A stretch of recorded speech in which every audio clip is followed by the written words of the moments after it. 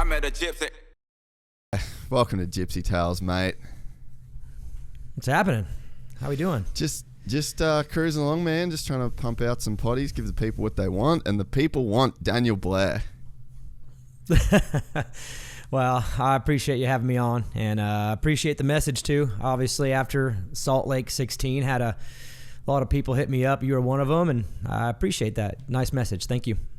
Yeah, man. I was.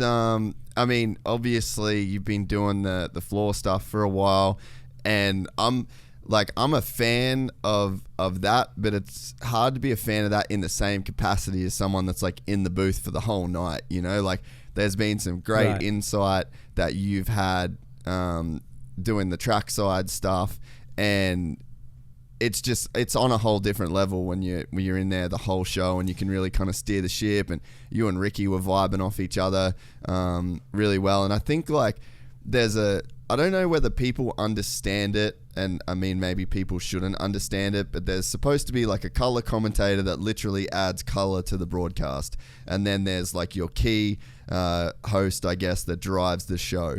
And you got to walk a line when you're that guy of being like too endemic and too I guess like detailed for like the average guy.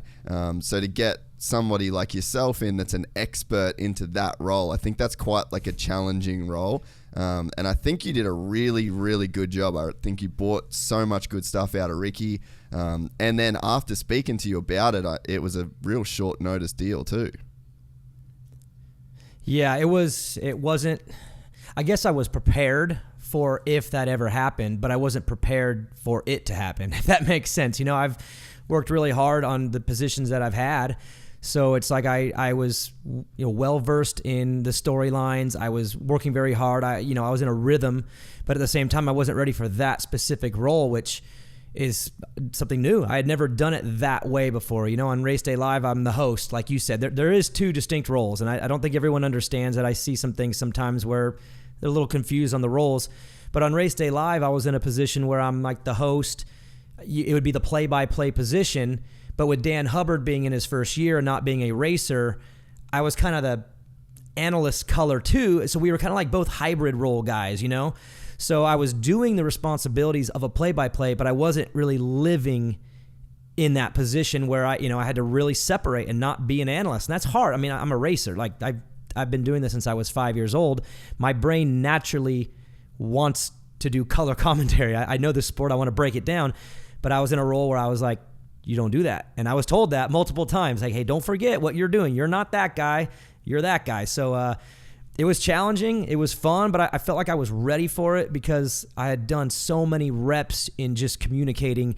I just needed to really kind of laser in on the role itself. And that, I mean, it was hard. It was a lot harder than it may have looked. I tried to make it look smooth, but dude, it was tough. That was like an intense 3 hours. I mean, I felt it after. Like I felt exhausted because it was high pressure. Yeah, man, I cannot even imagine the amount of pressure that you would have been feeling, and so. When I messaged you and I was like, dude, I'm so stoked for you. I'm so pumped. You absolutely killed it. That was me looking through the lens of, he probably knew he was going to be doing this and he had time to prepare.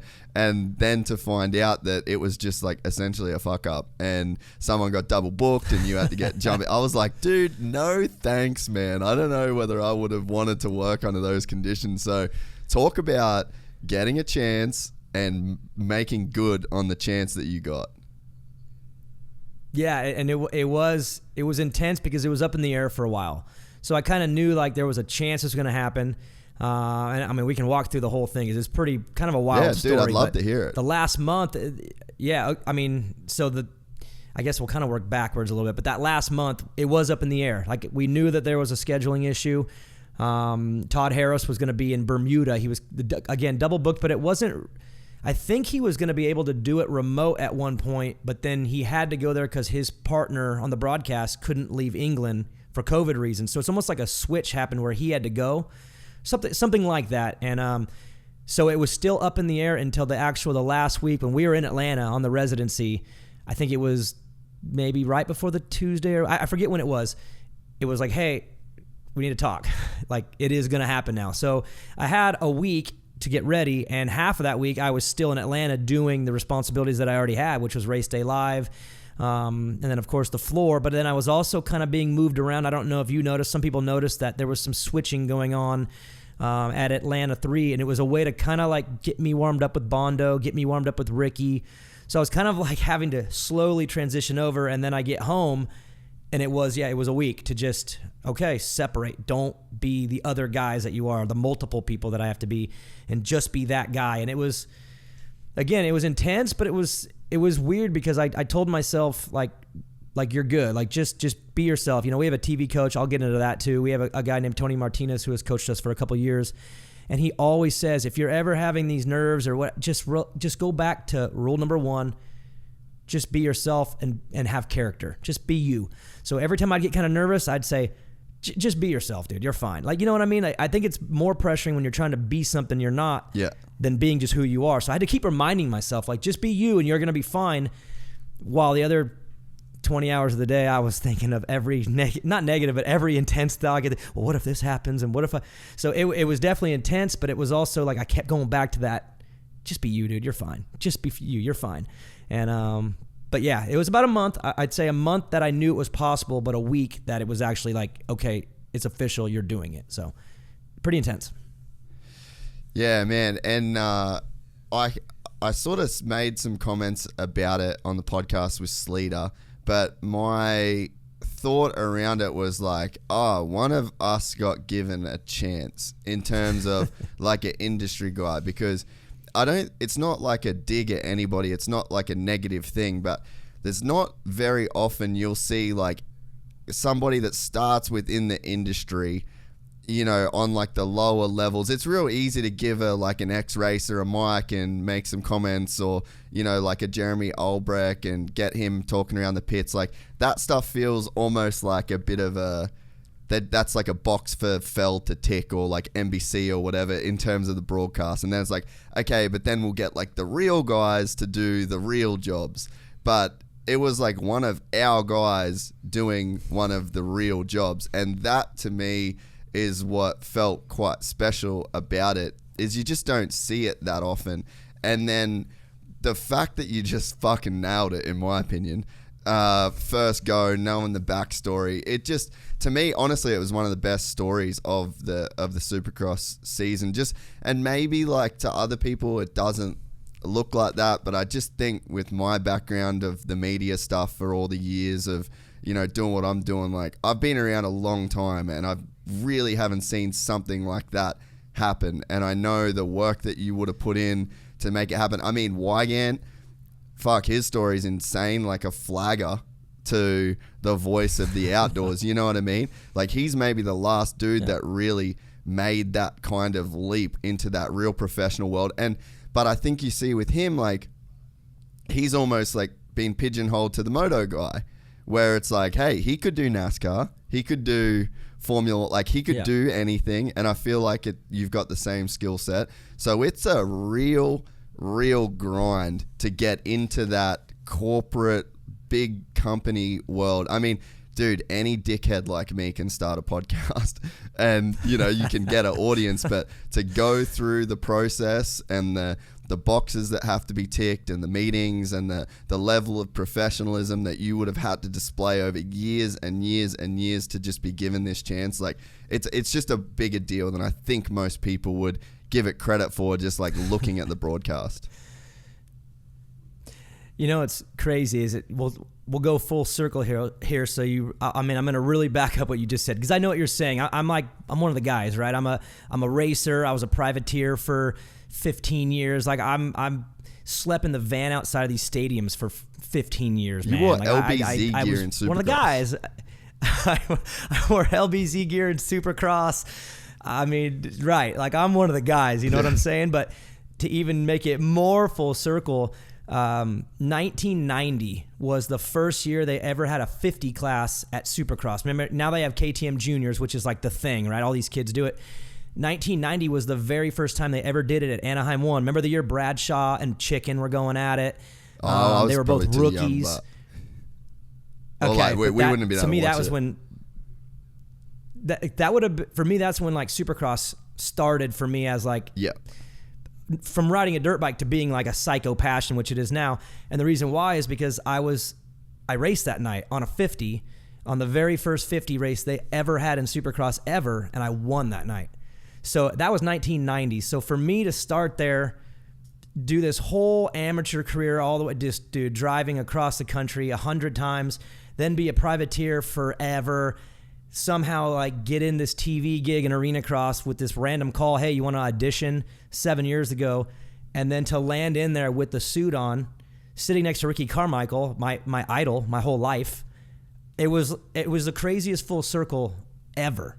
And when I was done that night, I was exhausted physically, but I kind of was like the last guy to leave. I kind of left slow, and I was just looking at the track, and I'm like, dude, I started on this when I was 8 as a kid, little racer kid, and now I'm like in the lead chair at a Supercross again, just for one night, a fill-in night. But damn, that's a long road, especially, again, I didn't really have all the ins my whole life. I was a privateer. It wasn't like I was an X Factory guy and a star, like a champion. I was like in the pits, living and sleeping in a van, like for majority of my pro career. And to be in that stadium in that suit and be able to sit there with Ricky and like welcome everybody. I mean, dude, it was like very emotional for me, because it was a 30-year ride, and it was like, damn, you know, it like hit. And so I'm one of the guys, dude. I'll tell you, I've been bleeding this stuff for 30 years, so it was it made that moment even that much more special. Oh yeah, man. It just, for whatever reason, like it just wasn't, that was not lost on me. Like I really got to, I don't know, man. I just felt great for you. Like I know what would have gone into it. I know how hard it would have been. I know the pressure. Obviously I've never experienced anything like that, so it's me imagining that pressure. But yeah, dude, it's just it's a life, like that's a life's work that goes into a moment like that. Did you get to enjoy it when you were doing it? Not really. Yeah. I mean, afterwards it was all amazing. Yeah. But during it, I really didn't. Honestly, I had a lot of pressure on me, more than I think they wanted to put on me, because they told me, hey, just have fun, you know, all the right things to say.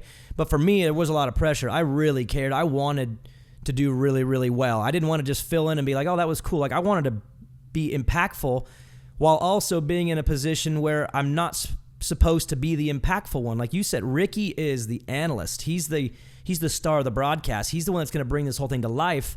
I just got to get him there. So again, I'm balancing two things where, like, I want to have an impact and really have everyone be like, wow, this guy, he relates, he sounds like it. I wanted to connect while also having to be very, very tight and reserved and not overstep. So that, to me, that was where that real pressure came in, was do your best, swing for the fences, but also don't. You know what I mean? And that's what made it so intense. So I didn't really get to enjoy it because I was constantly, dude, I had a little cheat sheet. All it was reminders. And it was funny. And one was like, stay in your lane.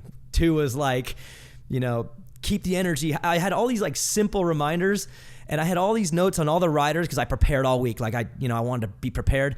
I didn't look at one. I only looked at my cheat sheet, which was stay in your lane. I had this little list of reminders that I had, and I just lived on that one page. I was scared to even look at another page because I thought I would forget about that page. So no, it was not fun at all. Zero fun until it was done. And then I was like, yeah, that was awesome. But in the moment, no, not fun.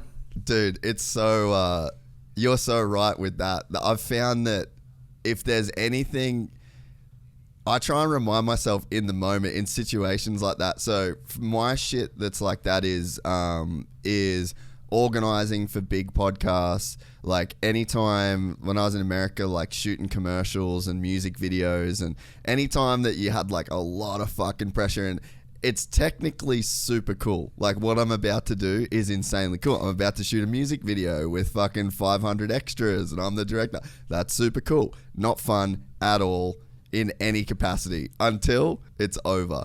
And it was like that. Is that because you just care, right? Because you care so much. It's hard to have fun and be loose because you care too much. Yeah. And if you care that much, you like won't allow yourself to enjoy it, you know? Well, it's like standards, you know, like you've got this standard that you've set for yourself, and anything less than achieving that standard will completely crush your soul. So it's like, fuck fun. Let's just not get my soul crushed for 3 hours, and then we'll just reevaluate at the end. But I remember like any of the big shoots that we used to do, like the big Red Bull shoots and stuff, like the only time I enjoyed those shoots was on the plane ride home. And I was like, I'd always kick myself and be like, man, I just didn't enjoy that until now. Like next time I do a shoot, I really need to try and enjoy it. And it's like, fuck, it just never works, man. Never. Again, it just comes back to care. When you care that much, you don't want to like take your focus off of what's got to be done. And you know, when you're having a good time and you're fun, you get loose and you get maybe a little, I wouldn't say irresponsible, but you get a little forgetful because you're just kind of vibing. And I couldn't do that because I really, again, I had so many things that I needed to accomplish, you know, that I was trying to balance, that there's no way I could let my focus off. And that to me is what was so exhausting, because I felt physically exhausted afterwards, but I think it was because I've never had my brain locked in for 3 hours and not let it slip for a minute. And again, those commercial breaks, I know all the fans watching, you're like, the commercials are long. They weren't long to me, man. Those weren't long enough. Like, I wish they were double so I could take a breath. I was just on to the next segment and on to the next and changes. And so I didn't even get to like really take a breath. And that's why, again, it wasn't fun, because I didn't allow myself to like get in the moment, because I wanted to just stay on. And I felt like I did loosen up as it went along, but that was more just comfort. But it wasn't from taking the focus off. It was just more for like getting a rhythm. And once the rhythm was there, all of a sudden, like, everything started to be smoother in the commercials, out of the commercials. All of a sudden, it was like natural. Where the first, say, the 250 heat races, dude, I may have held my breath the entire time. Like, I don't remember even thinking anything other than what I was doing for probably 30 minutes. And it was like, damn, we need to go. Like, let's get this thing over. I was almost like wanting it to just like get to the mains. Let's get done with this thing, because it was just intense. I've never had that kind of intensity for that long. Because even on Race Day Live, I mean, that's a 4-hour show, but it's like, you know, we're chill. I mean, it's casual. You know what I mean? So it doesn't require that kind of focus. It's more like two guys talking, and we're just, what are we seeing? And there's not that kind of pressure. And even like getting in and out of commercials, I do it on my time on Race Day Live. It's like they tell me it's time, and then I kind of walk out. Yeah. But in the broadcast, you got Bondo all of a sudden after the interview, 10, 9, 8. So now I'm like, you can't just be loose with that, because if you go out early, you're going to look stupid. If you go out late, Bondo's going to freak out on me. So it's like, and then as soon as we go to commercial break, I'm on the next page, and I'm turning around, and I'm getting new cards to read for IndyCar promo and all that. And I kind of got mad at Ricky a couple times, because he like grabbed some water, he got up and went to the bathroom once, and I'm like, dude, must be nice, buddy. Must be nice over there, because I'm like steering the ship, just like, don't crash the ship. And but yeah, it was an experience that I fully remember all of it. But in that moment, it was just intensity the entire time. And I lucked out, I feel, because I thought the racing was good that night. Yeah, I mean, you killed it on racing. Wins his first race. Yeah. Like, and to me, that was the easy part. The easy part for me was definitely gate goes down to checkered. Yep. Because again, I had to stay in my lane with the roll, but it was more I was calling a dirt bike race, and that's all I've been doing for 30 years. Even when I was a racer, I would be calling it in my head while I was racing, you know? So that was fine, but all the other stuff, and, you know, even getting it down to J-Bone Will, that was new for me. And normally I'm down there asking to get in. I'm not the one on the receiving end having to get down there. So it was a new responsibility. And, you know, replays are coming. Bondo's telling me, okay, second look. So all those kind of things were definitely challenging. And I think I made it smooth looking, but it didn't feel that way. In fact, until I watched it back, I didn't know if it was really that good or not, because it felt scarier than it came across. And when I watched it back, I was like, oh, gotta lighten up, buddy. Like that was okay, you know. But in the moment, it didn't feel okay. Everything felt rushed and notchy and all that kind of stuff. And maybe it probably still is compared to what I could be if I was more comfortable. But I feel for that first one, like you said, it was good enough for me to be happy about. You know, I don't have any regrets. I made a couple mistakes, don't regret them.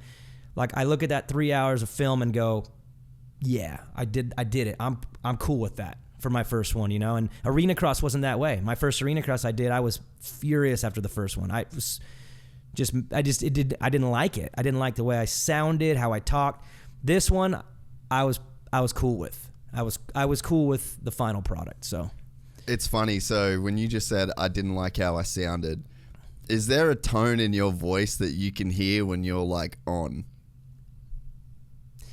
Yeah, it's like that mid range. You know what I mean? And in fact, I even listening back to the broadcast, I felt like the big moments I could get better with my voice. I didn't hate it, but I didn't like it. But that mid tone, that kind of like serious, you know, when you're just calling the race action and it's not like a lull and it's not like a high, I feel like that's in my sweet spot because that's where I usually sit with everything that I do. But then, yeah, my highs, my big finale finishes, I felt like my voice could be better. And that, obviously, I didn't know what I would sound like until I heard it back. So now I know, and I know what to do to bass up a little bit. I felt like I was a little high end. The old singer voice kind of comes out a little bit. So I'll add a little bass next time because those high moments, they were a little thin to me. That's just how I felt. So yeah, dude. So the composure. The cherry on the top was keep your hopes up high and your head down low. I was like, fuck off. It's too easy. Dude. That was my favorite. That's my proudest part of the whole damn thing. And I almost forgot it. So the night before, my producer for my podcast, producer Joe, one of my best friends, Shout just out. creative mind. He's just the rat. He's just got this brain. He's an ex-music producer. So he's just got this brain, right? So I was on the phone with him for like an hour the night before, and we're just like, how am I going to do this, dude? And he's like, So we had a couple little like strategies, and I'll even let one out right now. I feel like stupid for admitting it, but I played a little trick on the fans. But late in the race, I wanted to get that lyric in because I've lived by that lyric. I mean, I used it for Marvin. My plan was to hopefully use it for like Christian Craig because I'm thinking of his story. But I live off that lyric. Keep your hopes up high and your head down low. You know, I'm an optimistic person. I work my ass off, and that's a cool way of putting it, right? Hopes up high, head down low. Hell yeah. So I wanted to get that in there, and I almost forgot. And then it was like lightning hit my head. It was like, dude, remember? And Marvin's like waving to the crowd, and I'm like, boom, hopes up high, head down low, day to remember. And because they're one of my favorite bands, and it was cheesy as hell. But whatever, dude. I had to get it in there, and I love it because I told Dave Prater at Feld. I asked him if what he thought of that line. He's like, yeah, it was a really cool. He didn't know it was coming from a band. Yeah, he was like, yeah, I really like that. Like thinking it was like my like tagline, and I was like, it's not mine. I stole it from a band, and he just laughed at me. But I got it in there, and the best part is like I get a lot of DMs on Instagram after the race. Good job, and there's always a few that are like, you cheeseball, that a day to remember line, that's what did it. So I knew some of you music people out there, you were gonna catch it. So that was my personal proudest moment, was to get that in there because that was pre-planned. I wanted that. Yeah, that was fucking beautiful. It's those are like little details that are fun too. Like that's the, yeah, I don't know. I love that kind of stuff. When you can hear it just context and a day to remember. They're as moto as it gets. I mean, I don't know how many times that a day to remember would have been played on the way to dirt bike tracks all over the globe. I've certainly been one of those guys. And just perfect fit, right? Perfect fit. Yeah, just that, that tiny little bit of context. It was great timing. And it's like, it was, a sentence that really explained a lot more, which is what a good lyric is supposed to do, and the right time, right. The right words, the right context, and you just painted this whole picture. And I mean, we were watching were we doing Supercross Companion? I don't know that we were actually, but I remember. I mean, I've been lucky enough to be on tours with the Day to Remember. And watched. I've seen that. Oh. Yeah, I've seen that song live so many times, and it's just it brought back so much for me. And I know there would have been so many other guys that it brought back these like crazy memories and stuff for. So yeah, that was like a bit of a chef's kiss. It was, and you said it had deeper meaning too, because it was so relevant for Marvin, like him as an individual. Like that wouldn't have worked if Cooper won that night. It would have been like. Yeah. What the hell 100%. Are you talking about? It had to fit the guy. So it fit him. But then it fit me too. I was saying that because I've lived off of that like my whole life, and not even knowing that until I knew the band. I was like, that's why that song has always hit for me, because it's like, God, this is explaining my life. Like, just stay committed, stay optimistic, don't stop, just and then just grind. Like, those two ideas together is how I've lived my life. And then there's that lyric. It fit the guy. It fit me. Like, everything I've been through in life. And it was just perfect. But it's not even as perfect as what happened next, which is the lead singer DM me and now follows me on Instagram. And it's like, I made it. I'm done. I don't care no more. Like, my favorite band's lead singer follows me because I dropped his lyric on national TV. So all the cool stuff I just said, throw it all. Doesn't matter. The lead singer followed me on Instagram. I nailed it. That's all that matters. And it's so funny. It's like, that's a drop the mic moment, and you literally had a mic to drop.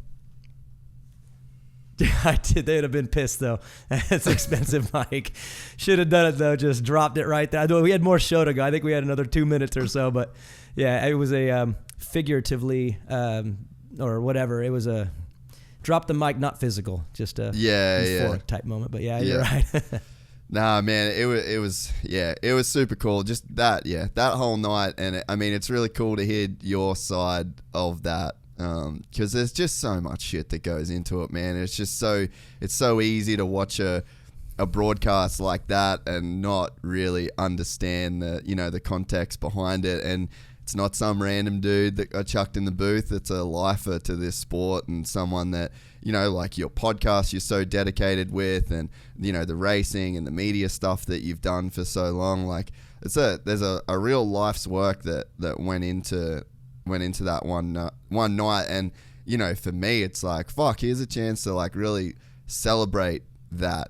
That's a great achievement within our sport. And it's not just the riders that should get their shine. Like, there's a lot of people in the industry that have dedicated a lot of time and have given so much of their own, like, just their lives to the sport. And yeah, it was fucking cool, man. I'm so stoked to hear the story from you. Yeah, well, thank you again, and it was, it's something I won't forget. It was rad, and it is a lifetime of work and different chapters along the way that got me to that moment. Obviously my racing career played a big role because that's what helps me understand what I'm talking about. Again, I'm an analyst by nature. I can't help it. I raced my whole life, so there was that chapter. I know we'll get into it. Probably the band, where I was the lead singer in a band that had a couple different chapters, but that ability to perform in front of people, that was hard at first, but I learned to get over that. And when you're on stage, like rocking out to a bunch of people, there's a wall you have to get over as far as comfort goes. So I was able to do that. And then again, to get that start in arena cross, which is, it was all voiced over stuff. It wasn't live. So I got a lot of reps at that first. It was like, there's all these different little chapters that I kind of went through that all gave me all the tools. And in my opinion, I know this is very this seems so silly, but it gave me the tools for when that moment came and that chance came. I had every tool. I wasn't going up there. The only thing I didn't have was the experience in that actual seat. That was it. But everything else that I had done in my life at different times gave me what I needed to not choke, which I guess that was the ultimate goal, right? My ultimate goal was, be as good as you can, but definitely don't be bad. So I feel like all those chapters played a role. And it really was a lifetime of work. And it wasn't just the TV years, the racing years were the most impactful, because if it wasn't for those, I'm not even in the sport. Yeah. Like, how does this all happen if I didn't race my entire life and go through all the struggles and all these different chapters that I had to go through? Those gave me, it was almost like that was my college. And I even tell people that now. They're like, yeah, your racing career was pretty good. And I'm like, well, I don't feel like it was my career. I feel like it was a really long, rough, shitty college. Yeah. And now my TV is my career. So again, the TV stuff, it was 7 years for that opportunity. But really, again, it was like 32, 33 years from that first day I ever rode a motorcycle to that moment that helped me build all the tools I needed to do it. So, again, and I think that's why it was so impactful, those 3 hours, because it was 30 something years of, this weird long winding path that led me to that chance to sit in the big seat. And I'm forever grateful for NBC and Feld to take a chance, because they didn't have to do that. They needed to fill in the seat with somebody, but they were willing to give me a shot. They knew I wanted it. I was never aggressive about it. I never was like, give me my chance. It was more like, hey, I'd like a chance someday when the calendar works.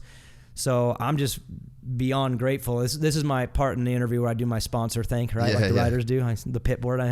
But just, Feld and NBC and Glenn Seelig and all the people that had a role that allowed me to even have a chance to do this at all. Because when you're ending your racing career, it's like the most terrifying thing in the whole world. And somehow I landed into this gig. I feel like it was luck.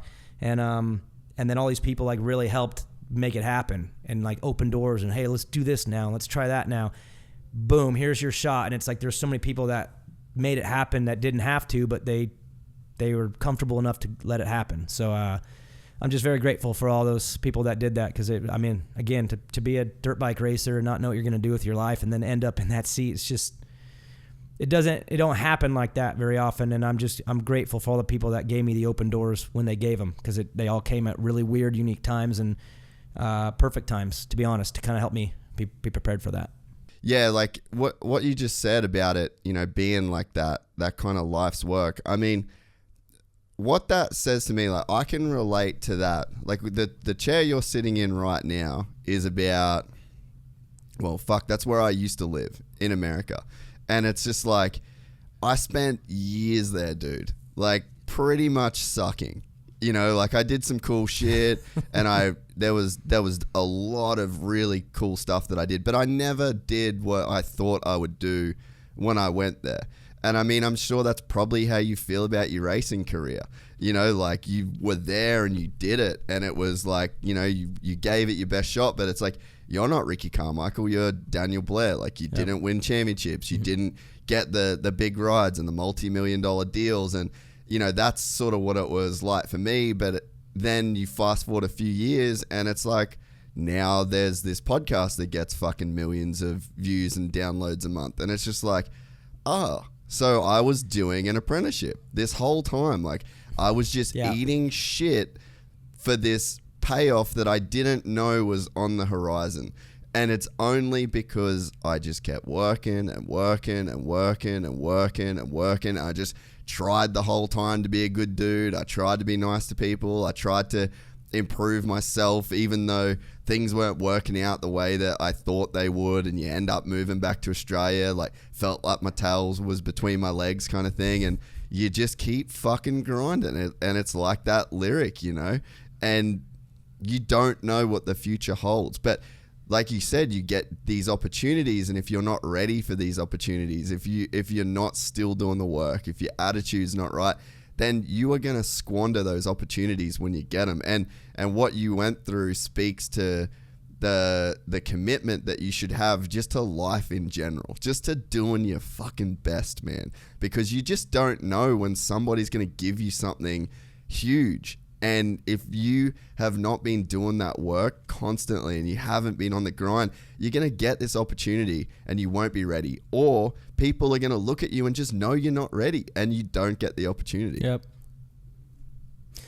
And it's funny you say that too, because that's kind of what's driven me in this TV chapter of my life is, I'll be straight up, like regret is the worst feeling in the world. And I have a lot of it for my racing career. I feel like I cut corners.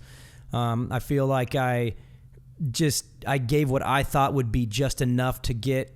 I don't even know what I was thinking. I just wasn't committed all the way. I thought things were just going to be given to me, and I was kind of confused why they weren't.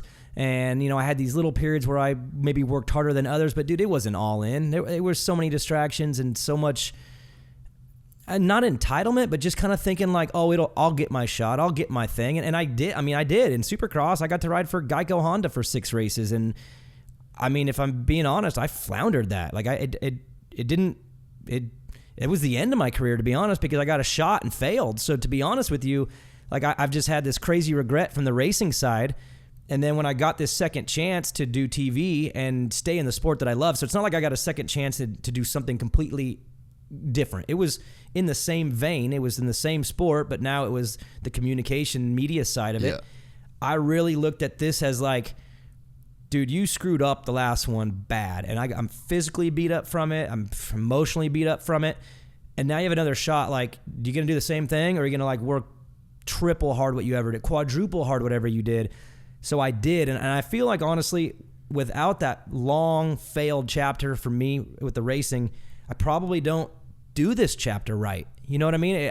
It's like that 100%. failing then, and I'm sure it's the same with you. Your failures for a long time is probably why you're crushing now, because you failed, and that sucks, and that don't feel good. So that's, for me, it was the same thing. There was like this line in the sand where it was like, last career's done, you blew it. New career starting, do it different. And again, probably maturity. For me, it was definitely the responsibility of having a kid. I had my son, then I had my daughter. So all of a sudden I got this like family that depends on me. And here I'm this like privateer racer, just looking around for fair races for 500. I mean, God, I was like guilty. So that was just like a turning point where all of a sudden it's like, do this different, like crush it from here on out. And even if this leads into 20 different things, which I did so many different things for the last 7 years. It's crazy. If you just work hard, those doors will open, and then you'll land in the right spot at the right time. But don't ever go back to what you were, because that dude sucked. That guy failed, And so that regret drove me over the last 7 years to do things different. And even this year, like with TV, like I feel like I stepped it up in 2021 because I didn't think that what I was doing was like moving the needle for me. I was doing okay. People are like, yeah, you do really good. You do really good. But I wanted more than that. So even this year, I was like, dude, you're right in that same spot again. You think something's coming your way and you're not really fully committed, like double down. So that's why even this year, I felt like I took a big leap just because I worked twice as hard this year, because I was starting to feel like I was plateauing, which was making me feel like I felt when I raced. It was like those icky feelings were coming back, and I needed to do something, either just fade out or like just step up. And I mean, I'm assuming you feel the same way. It's like the success you're feeling now, it's because you failed before. I mean, I don't. It's really hard to just come out and succeed right out of the gate without experiencing failure. So I don't know. Is that the same for you? Because for me, that's what drives me. Is all the failure is what drives me. Oh man, for sure. And it's like, it's not even like, it's failure if you stop. You know what I mean? So it's like, for me, I don't even know what it is. Like, I think on my end, I just have never wanted to accept a life that wasn't fully my own. And I think that's probably, like, if you go very, very, very base level, that's what it is. Like, there's some weird thing in my brain that's like, when I wake up in the morning, the reality that I live in, that I experience daily, I want to be mine. Like, I don't want it to be somebody else's reality. So I think that's probably like the underlying thing. But I think that I probably just spent like too much time thinking about it and not enough time just fucking and not doing it, man. Like, and it's funny. Like, I'll talk to friends now, and they'll be like, "Dude, you didn't tell me that you had this happening. You didn't say." I was like, I'm just trying to not be that fucking guy. Like, I want to just be the dude that's super busy working. And because I wasn't that. Like, I had all these ideas, and I was just constantly thinking about, like I said, that reality that I wanted to create for myself. But it's like, at some point, I just think I did it long enough. Like, maybe I was a real slow learner. Like, I'm a smart dude, but I was a slow learner, if that makes sense. And it's like, it does. Now I just learned how to do the work. And I mean, I talk about it all the time on the podcast, and, you know, people are probably sick of hearing it. But for me, like, I started doing jiu-jitsu randomly, and it was just like so fucking hard, like insanely hard. And then I wanted to get really good at it.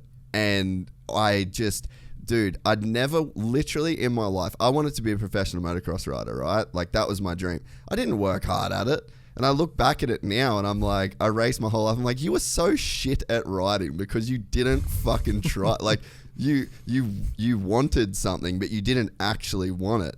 And then for whatever reason, like, it was probably just because in jiu-jitsu, like, people literally fuck you up. Like, I was just sick of going to this place and getting fucked up daily. So I was like, I'm going in on this. And I started studying like crazy. I was training twice a day. Like, in a space of, it was almost like 6 months changed my life. I just went so insanely hard for 6 months. And then it was like something clicked in my head of what real work actually was. And I knew that when I was, for example, like I filmed Donna Partying with Wes and the crew in Tahoe, right? I just come off a kidney surgery. I had like all these fucking health problems. I had my phone tracker on me. In like 3 days at altitude right after a kidney surgery, I walked 22 miles with camera gear and the whole up it. So it's not, hard work wasn't the problem, but I think it was just the time in between spent just like being really wasteful and just thinking about dumb shit all the time. But yeah, for whatever reason, I really think that I come home and then the jiu-jitsu thing just taught me hard work, and I could see the results of like really real serious work. And then I was just like, fuck, maybe I need to like do this with the podcast. Maybe I need to do this. And now like I've sort of applied that same shit with motocross. Rode on the weekend. That's like, I'm 32. That was the best I've ever rode a dirt bike in my whole life. And it's just, I think life is this constant like data acquisition. Like that's really what I think you should be doing in your life. You should be waking up in the morning, getting your shit done, and just learn. You got a sore shoulder, you got tight muscles here, you got like your back sore at work. Learn about that shit, fix that shit like constantly. And then the more you learn, it's like this, it's like it compounds on itself. Like the harder you go, the quicker shit happens for you. And I don't know, I honestly, kind of what you described, man, I feel like I just clicked the fucking gear. Like I wanted to work hard. I thought I was working hard, but over time, it's like I just figured out I got enough data. I figured out how to work hard, and then it was almost like a door you walk through. It takes a lot of work to fucking keep going down that road, but I don't know. It just feels like something different just kind of clicked. Do you think with the jiu-jitsu, because that's something that you can't cheat and just get by, you know what I mean? And to actually get better, you have to be pretty disciplined, you know what I mean? You can't halfway do it and then all of a sudden be great at it. I think it's one of those things where you had to go all in just to even see those little improvements. So it almost just trained your whole being to be different, you know what I mean? I'm wondering if that's what it was, because you can't just like halfway slide through that. You had to commit for there to be improvement, and all of a sudden it shifted into everything. You know what I mean? It's like it takes one thing to kind of turn you, and now you're going a new way, and everything that way is different. And that's, for me, it was, again, that responsibility with my kids. For me, the guilt of being what I thought was a shitty dad, that for me was like, turn the course. So I wonder with you if it was the jiu-jitsu that forced you to be disciplined and not cut corners, and now all of a sudden you're the new you, and now everything gets the new you. Does that make sense? Oh, definitely. And I think what it was as well is like when you see how bad you are the first day, and then you do hard work and then you're better. That was one thing. Like I actually have thought about that with motocross, because motocross is a really slow process to get better. I don't think there's a lot of I don't think we're very smart about how we ride motocross and how we train motocross. And that's been one of the most interesting things about this podcast and talking to different guys, is like, I feel like in like a martial arts sense, it's the whole thing is teaching. Like you have to go to a teacher in a dojo. Like we don't kind of have that like in moto. You just sort of on your own, you got your dad or whatever. Like there's not like a school and a structure. And go do 2 30-minute motos of jiu-jitsu and you'll just get better. It's constant teaching and learning, right? Yeah, and every just second. Like repetition. And so I think one of the real eye-opening things through that, and I mean, I'm not saying that this is just through jiu-jitsu. I feel like you could get this through literally anything. But there's almost like this, you've got to prove something to yourself, I think. And I think I proved something to myself through that lane. And it was like, there was almost like this real direct input of, I put in X amount of effort, I get X amount of return. And I was just like, oh, well, this is fucking easy. I've just got to keep putting in X and I'll get X out. And then at some point, X will be enough to beat Y, if that makes sense. So like, I just saw that in my brain. And I was like, oh, fuck. And then I thought, what about motocross? Like, if I really did this with motocross, if I really tried to put in like very strategic effort, and then it was the same in, you know, in work. And honestly, reading, there's some really cool books that I read too around like habit forming and things like that. And I kind of got this idea in my head as well that you can only ever do as good as the worst process you have in your life. So like whatever the thing is in your life that is like the shittest thing that you do, if you're like, I do all these things good, but I don't really look after my diet, I don't really sleep, that it's like, okay, well, you're only as good as that. You could do all these other things great, and they're going to level you up a bit, but that thing, you're only ever going to, like, that's your ceiling. Your shittest process in life, that's your ceiling.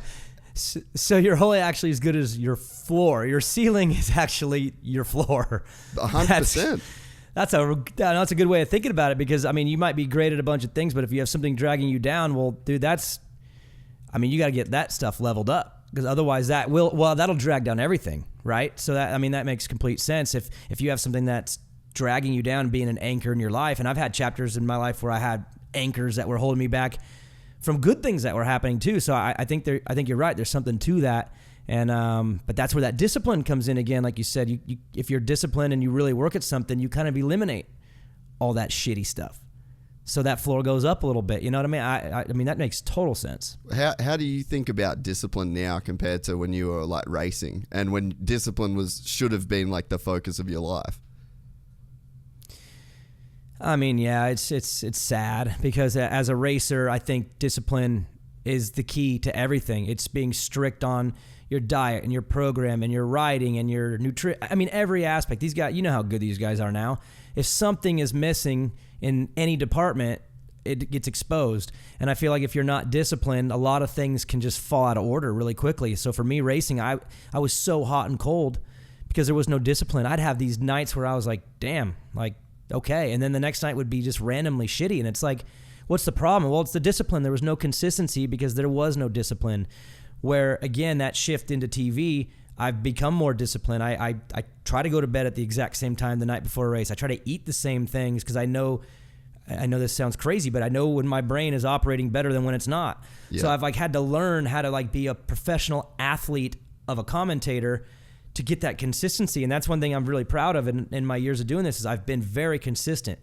You know, I don't ever feel like I have these crazy good nights, but I never have bad nights. It's always just like really, really solid. Where in my racing career, it was just up and down and up and down. So for me, that all is the discipline, you know, and if you don't have any, then dude, you're just going to be hot and cold. And when all of a sudden one day you're feeling it, awesome. When you're not, it's just, you're going to be up and down. Where if you got that discipline every day, I feel like that window closes, if that makes any sense. And so for me, I think especially in TV too, if you're consistently good, you can do a good career here. You don't want to be the guy who crushes it on one Saturday and the next Saturday the guy can't even talk. You know what I mean? No one's going to take you serious. So I had to like be disciplined with this new chapter because that wasn't going to work like it did in racing, where you can whole shot and win a moto and the next thing you know, everyone thinks you're great when the night before you sucked. So I feel like you can get away with it in racing because your highs can kind of carry maybe who you are. You get on a roll 2 or 3 nights in a row, all of a sudden you're the man, everyone wants you, but then 2 or 3 nights you're bad, everyone thinks you suck. You know what I mean? Where in TV, you can't suck, like really ever. You can't have those bad ones. You can have good and great. You can't have bad. So you got to be pretty disciplined with your approach and your prep, because if you don't, people see through it like really, really quick, and you could screw up. And one big screw up, I mean, the wrong person, the right person, might be watching you that day and go, man, that guy sucks. Yeah. So I feel like you can't blow it in what I'm doing now, and that comes from that discipline, where in my racing career, I had none. Like, it's all over the place, man.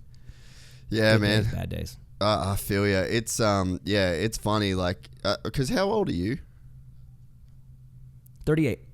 38. Yeah. So we're like, I guess, similar in ages, and you just, I mean, I look at a dude like Cooper Webb, or, you know, like Adam Cincerello, or any of these guys, like, dude, actually fucking Hayden Deegan, like, to speak to him the other day, it's like, that's a kid that's 14, 15 and just has that discipline, gets up in the morning, waters his Supercross track before he starts his school, you know, does his motos, and it's just like, I think we overcomplicate life a lot.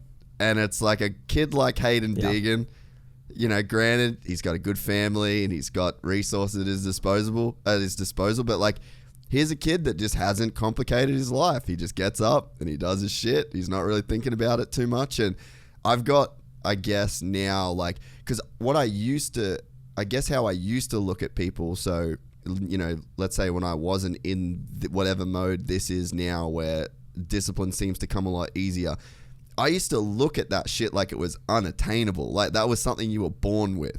Yeah. And I would look at these guys like, fuck, they're incredible. I could never do that. Like, look at how they've got this work ethic. Or, you know, even my brother. So like my brother's like super naturally talented. And, you know, you'd go on like a bicycle ride with him and I'd just be like, man, his legs must just be like different to mine. Like mine just blow up and they get so sore and I just can't do it. Like that was I was like I was mentally handicapped, you know? And now I look and he's just crushing it and you're like... yeah.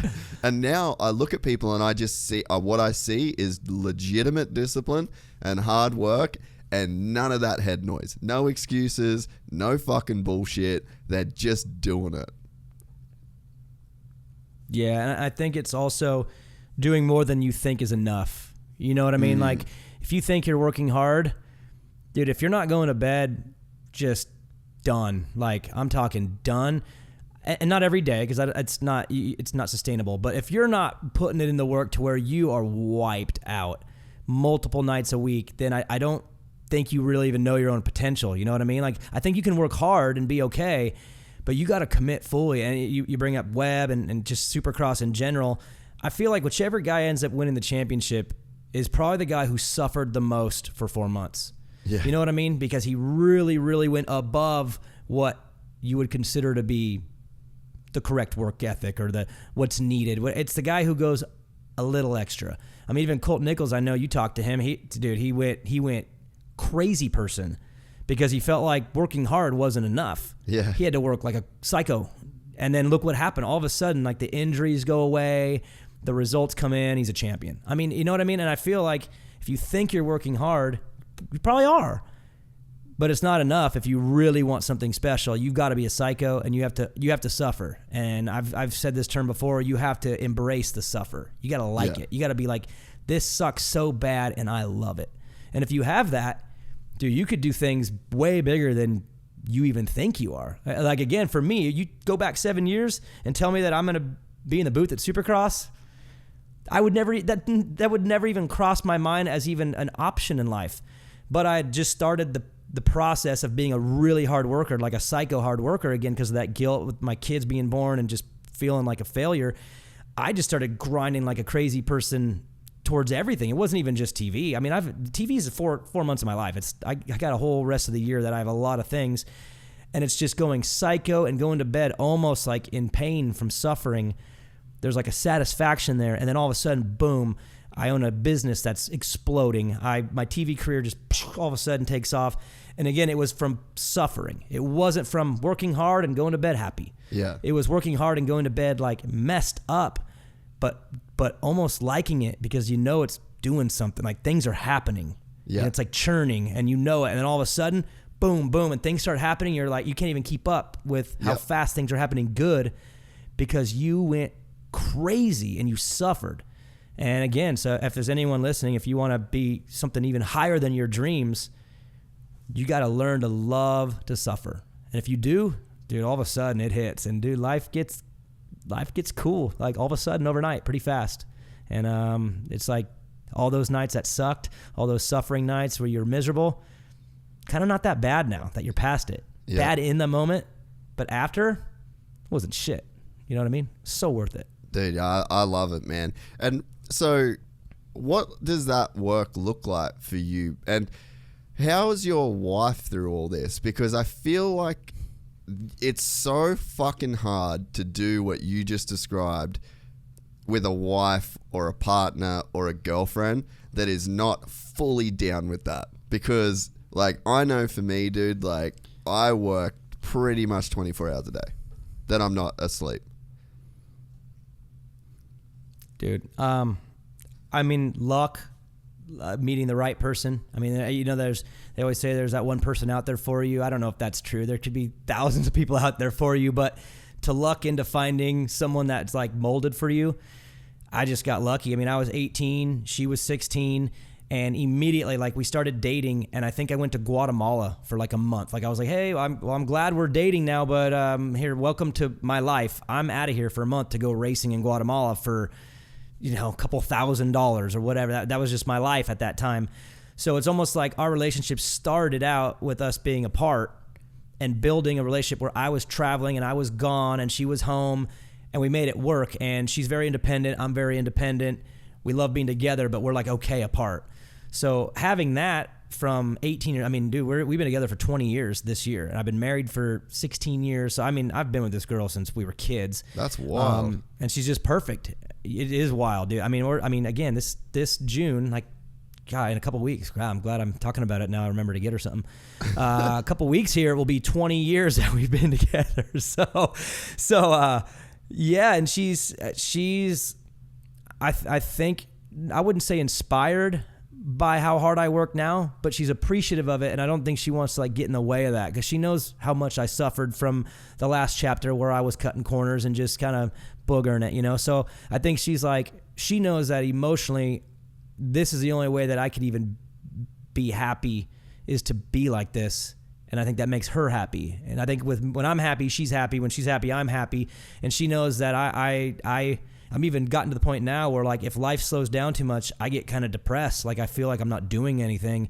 So I think she realized that for me to be on the go and grind and just come home exhausted, that makes me happy. Well, maybe it doesn't make me happy, but it doesn't make me sad. And I think she likes me that way better. So she's a saint. She crushes it. I mean, even this year, the challenge I had this year outside of just TV, it was insane. I became the sole owner of my business, Eagle Grit, on January 1st, and took on I can't believe I made it, but I took on the challenge of a 2-person business that we as partners needed help. We needed a third person. That's how big the company was getting. And then I purchased the company and then decided I was going to try to run it by myself with just my wife, while also doing these residencies all year and trying to be better at TV. And it was the gnarliest thing ever. And she was the reason why it worked, because she's down for that suffer. She knows that our life's turning around. We've had a really rough relationship. It's always been financial hardships all the way till the last couple of years. And so I think she's almost like, okay, I get what you're doing. I'm down with that too.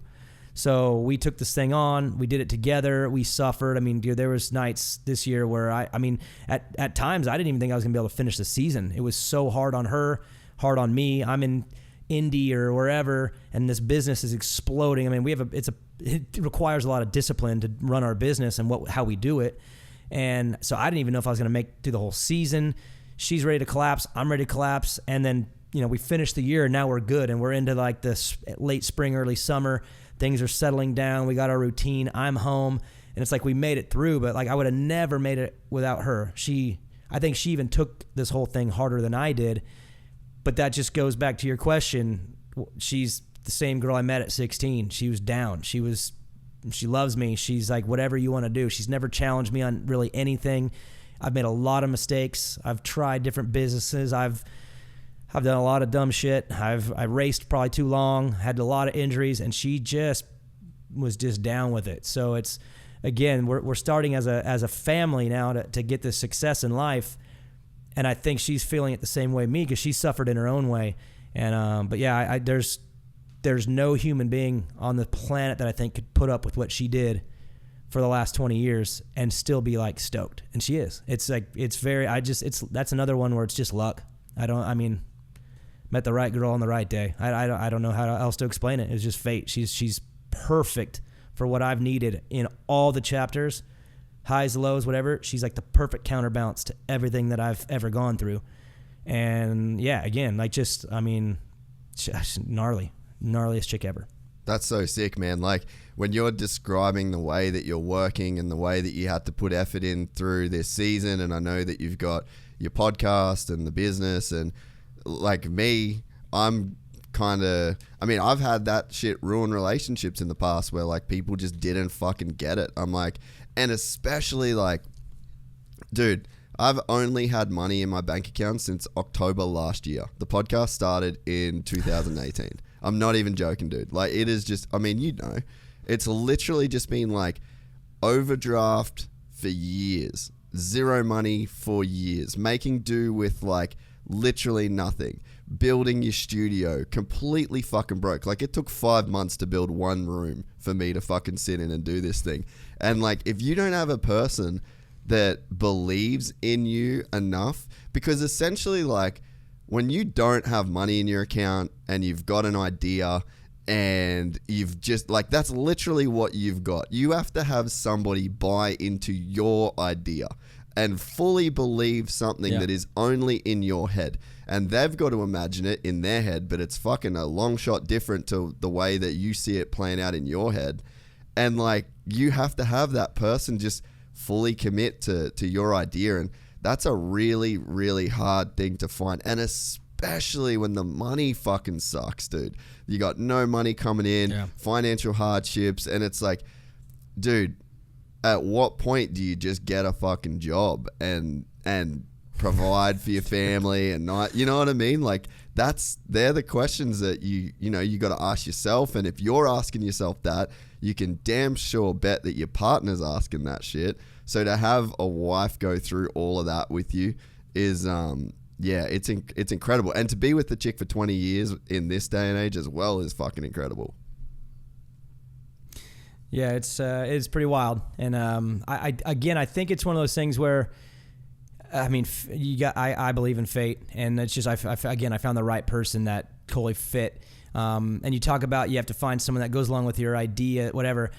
Dude, I've had a lot of ideas. That's where she is so badass, because I've had a lot of ideas and I've tried a lot of things, and I've had a lot of silly things that I've tried, and I've saved up our money and dumped it into a couple things that just didn't work.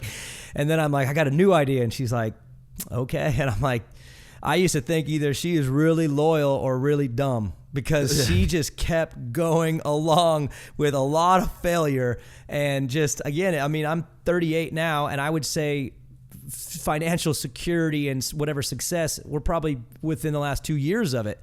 So we're talking like 17, 18 years of just having faith that this guy's going to figure it out someday and like be a good husband and then be a good dad.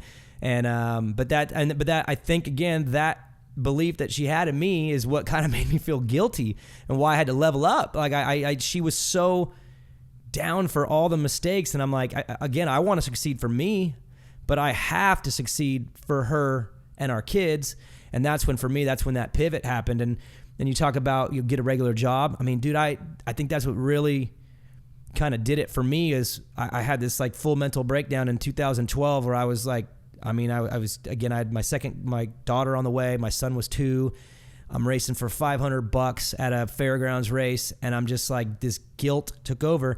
So I was like, okay, it's time to level up and just turn into a psychopath. It's the only way like I'm going to be able to do what I need to do for them, straight up. And so I started taking on regular jobs while still racing. And then the TV stuff, even during the early years of TV, even to now, I mean, I do other things other than that. I have at least 3 to 4 things going on at all times. But that started with taking some regular jobs. I mean, dude, I got my Class A license. I drove for a trucking company and was doing bottom dumps, dude, building the Folsom Dam. Like, I did that for almost a year, and that was hard. I had to study, pass this test. And during the week, I'm driving a big rig, and then on weekends, I'm racing arena cross. And so it wasn't one of those things where I was like, I'm going to quit all the things that I love.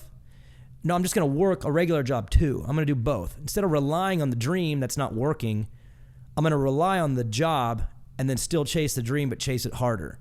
And I think that's where the real change in me happened, because from 2012 to this very minute, I've been wide open my entire, I don't take a day off. I mean, travel days is a day off. Like, I sleep on the plane, I recover, and then I'm back at it.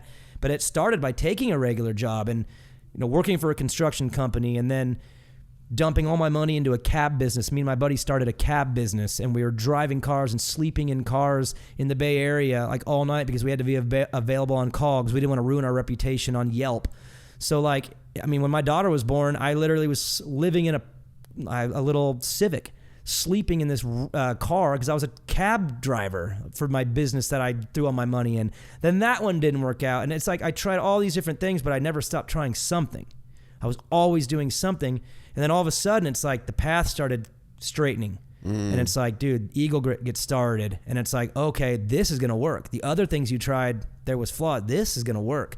Okay, now all of a sudden your Arena Cross TV turns into Race Day Live and on the floor. Okay, whoa, TV all of a sudden is like, this is kind of not a gig no more. It's kind of real.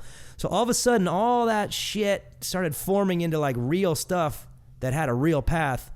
And then once I locked in on those, then it all started picking up, like you said, picking up steam. And all of a sudden, the next thing you know, it's like both are exploding on my lap at the exact same time during the hardest year of my life.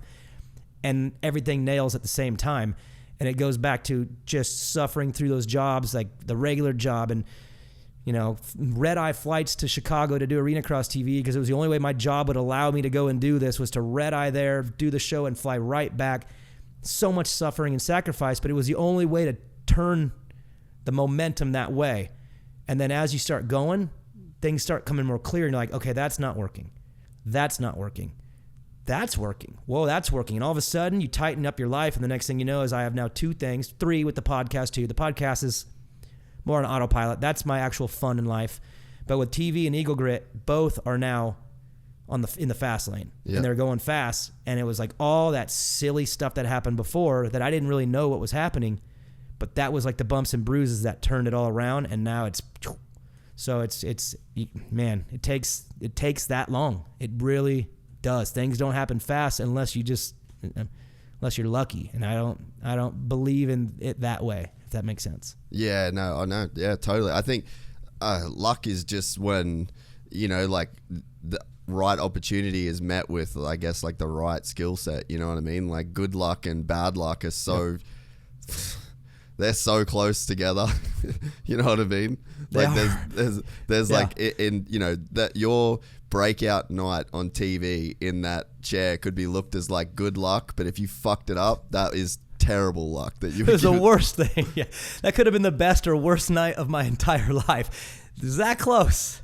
I know what you're saying, so that's why I don't believe in luck, because one variable changes, and that good luck could have been the worst luck of your life. So I'm with you. I feel like it's mostly man-made, and then you get a couple breaks along the way, but not everybody just gets lucky. I don't believe in that, and you can't rely on that for life, right? You're not going to live your life thinking, I'll get lucky someday.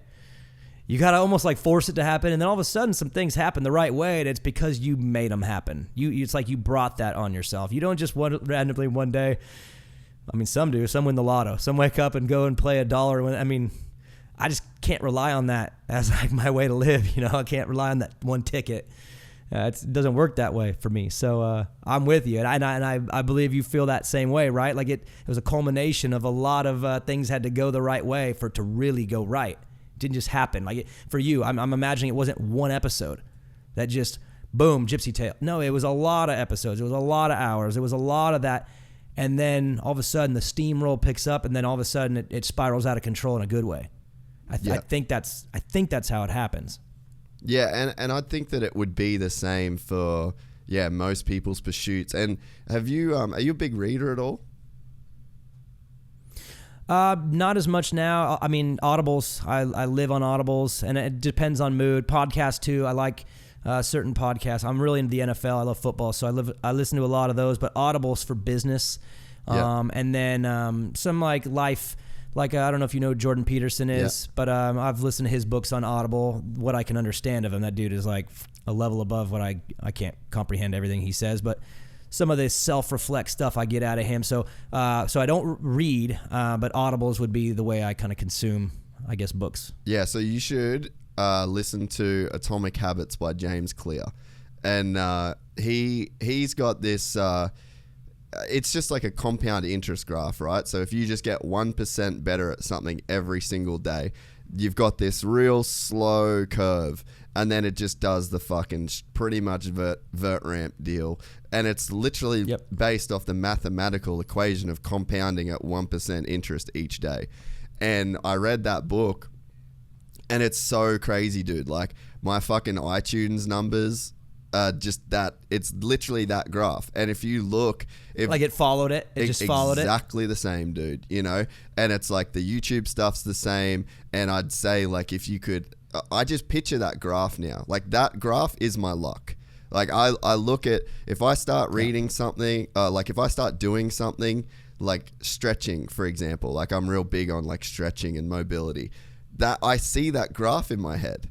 So I'm like, I don't know where I'm at exactly on that graph right now, but you're on the graph. I'm getting better, you know, like I'm doing my 1% and at someday it's going to pop, you know? And so like, I guess to go back to the luck, I definitely believe in luck, but I believe in it being good or bad is completely on you.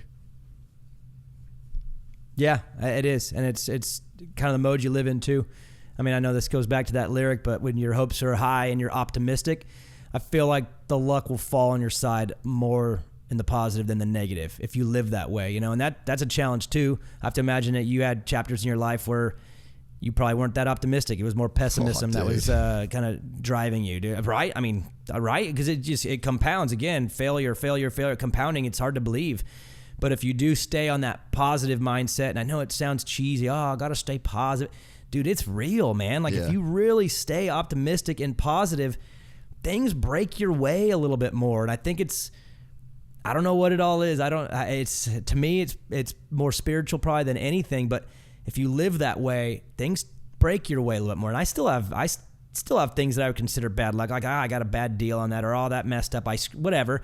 That exists. Like, you're not gonna live a perfect life, but more the times than not, I think if you live that way, things will fall your way. And then when it happens once, like you said, compounds. Then it's 2, then it's 4, then all of a sudden things are just going your way all the time because you've almost created this momentum monster. You know what I mean? But it all starts somewhere. That graph you talk about. There was a day one. And the thing you can't is get to day 100 without day 1. Yeah, for sure, man. And the thing is too is I think that so what you said is so right in my mind of you create this momentum and things get better and better and better. But then people are like, oh, well, something will come along and knock you off your perch. And it's like, well, yes and no. Like, I broke my hip last year. Like, it was fucked. But I look back at that now, and it didn't kill my momentum at all. Like, because in my head, I'd had these wins. So the more you start to build that momentum, like, you can get knocked back and you can get knocked down. It's so much different to get knocked down after you've already won a bunch in your own, like, I don't mean externally winning in terms of like money or whatever it is, but like if you've won at something, like if there's like something that's really fucking hard for you to do and you prove to yourself that you could do it, then you then have that as like a point of reference every time. So like for me last year, I broke my hip and I was on the couch for weeks and weeks, and I was like, the iTunes numbers were going down and the momentum was going down. It didn't hit any panic buttons. I just did a bunch of reading about rehab. I read a bunch of books that was a crazy thing for my book list last year. Like, I read so much during that time and really great books. And all of a sudden you look back, you're like, oh, wow. So my hip mobility is actually way better after I broke my hip because like I forced myself to focus on it. I learned more shit about it. And then it was like, now I read all these different books, which led to this, which led to that. So something that in a previous time in my life, I feel like that really would have fucked with me. Like, oh man, I can't believe I broke my hip. I can't do this. I can't do that. Even I think as you gather momentum in your life in a positive direction, you can just take those bigger hits, man, and you can take them in your stride, and you can constantly refer back to the wins that you had. It's not, like those negatives in your life. They're not taking you back to this negative place where you can't overcome them. You're like, dude, I fucking overcome shit every day. Like, this is just, it is what it is. And when you do, then you realize that you can, and then the next one is a little easier. Yeah. So instead of it being a wall that you hit, you just start hitting speed bumps. And we can all plow through speed bumps, man. I feel like life is speed bumps, right? I mean, nobody's living just coasting and cruising above it all. Everyone's going through their own battles. And if you can just turn them into speed bumps and not stop signs, then you're fine. But again, I think that's the mindset too. And you mentioned you getting hurt and having a lot of time to read and reflect. I had a chapter of my life that was the end of my racing into the TV in 2015. I broke my femur, the second femur, and I was laid up, and it was like a reset. It was like honestly it was a full reset for me. There was no momentum at that time. It was just I was just grinding and nothing was happening really. But I used that time where I was laid up for 3 months to kind of almost reset my life a little bit. And I did, which is so weird because I did the weirdest thing ever. I'm going to blow your mind right now when you hear what I did. But what I did, I think almost was a way of turning the page for me even into my TV career and understanding my future responsibilities and roles and the way to do this gig. But I'm laid up for 3 months. Forever, I had these movie ideas in my head, like these scripts that I wanted to write, but I knew nothing about writing a movie script at all. But I just I love movies, I love storytelling, and I had these ideas for these funny movies I wanted to write. And my producer, my podcast producer, Joe, he had a history and he had done that before. He'd written scripts. So I was like, dude, can we do these together? Like, I got 3 months, bro. I'm laying here for 3 months. I have nothing to do. And dude, we knocked out 5 scripts. And I read multiple books. And dude, we won contest. Well, we didn't win, but we got to semifinals and some contests for script writing. I actually had a chance to go into Pixar, and it's a long story that I don't want to get into, but I had almost an opportunity to pitch something to Pixar, a kids movie a script that I wrote. And, but we did these scripts, and it really taught me how to story tell and like arcs and character arcs. Yeah. And it's almost like I understood the art of movie making and how to like draw a human being in and take them on a ride. And these books were like really good because I had to go back to them and refer to them and highlight things. Like I was dedicated, not thinking it was going to go anywhere, but I was just into it. Yeah. But that kind of taught me like this art of storytelling, which then all of a sudden, the next thing you know, I'm on TV and I have the opportunity to kind of like start steering stories a little bit. You know what I mean? That's kind of the art of the play-by-play position. You're driving the story.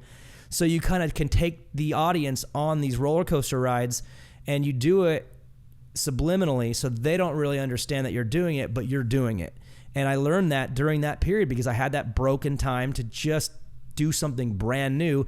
And dude, we wrote a couple comedies, a thriller, a biography about our band, which is, we exaggerated the shit out of everything in the script. That's so good. The script was way gnarlier than what we really did, but it was cool. And we did all that, and it like taught me something that I ended up using later, which was in TV. But it took a moment like that to really learn something brand new that all of a sudden became impactful like a couple years later. And it was weird how that all worked. And like you said, the same thing, reading and learning all about rehab. Yes, of course, I'm guessing that helped you with your rehab, but you probably planted some seeds that are now coming to fruition just because you had a chance to separate everything out of your life and focus on one thing and just get gnarly at it. Next thing you know is you take those things and all of a sudden they have impact. And that was what kind of happened for me was, again, I'd be my buddy writing movie scripts, and now I'm in a position where I'm on television where the art of doing the job correctly is telling the story correctly and the way it needs to be told. I mean, you could start the races at 7 o'clock and end it at 10, and you can call it 100 different ways. They're racing, and of course you're going to call the action, but you can steer the story 100 different ways. And if you can get really good at that and understand what the audience wants and how to take them on a ride, dude, that 3 hours can be like a movie every single race. It's a live action movie, but you can steer the story. And I think that's helping me with this role because instead of being reactive to what's on screen, I'm a little bit more proactive where, yes, I'm going to call what's happening, but I'm going to steer it in a way and the storyline's a certain way and say the right things at the right time to make you attach yourself to a rider, attach yourself to a moment because it happens at certain times. And if you tell it the right way, it's impactful. So even like I hinted earlier, something that I did that I barely want to admit, but my producer, again, this is my screenwriting buddy here. He told me come out in the broadcast and right away he's like, there's this book called Save the Cat. And the book is all about this moment in every movie where the main character, like you like him. Like he does something very subliminal, but all of a sudden you're on for the ride with this guy. It's called the Save the Cat moment. And he's like, you need one of those on the broadcast. You need one of those. So we're thinking about it. And I ended up doing it in a very seductive kind of way. This is so cheesy, I'm saying it. But when the first heat race was lined up, the first thing I said to Ricky was, man, I don't know about you, but I still feel the goosebumps when that 30-second board goes up. I still get, and he's like, oh yeah, me too. And I did that for 2 reasons, because I wanted the audience to know, like, look, I am real. I'm not just like in this position to do this position. Like, I feel this. I did this. I really do feel it. I wanted them to know that, but I wanted the audience to feel it too. So before the gate dropped in the first race, the audience is like, ooh, like, you know, like they get that feeling too, that nerve, those butterflies. I want them to feel that early.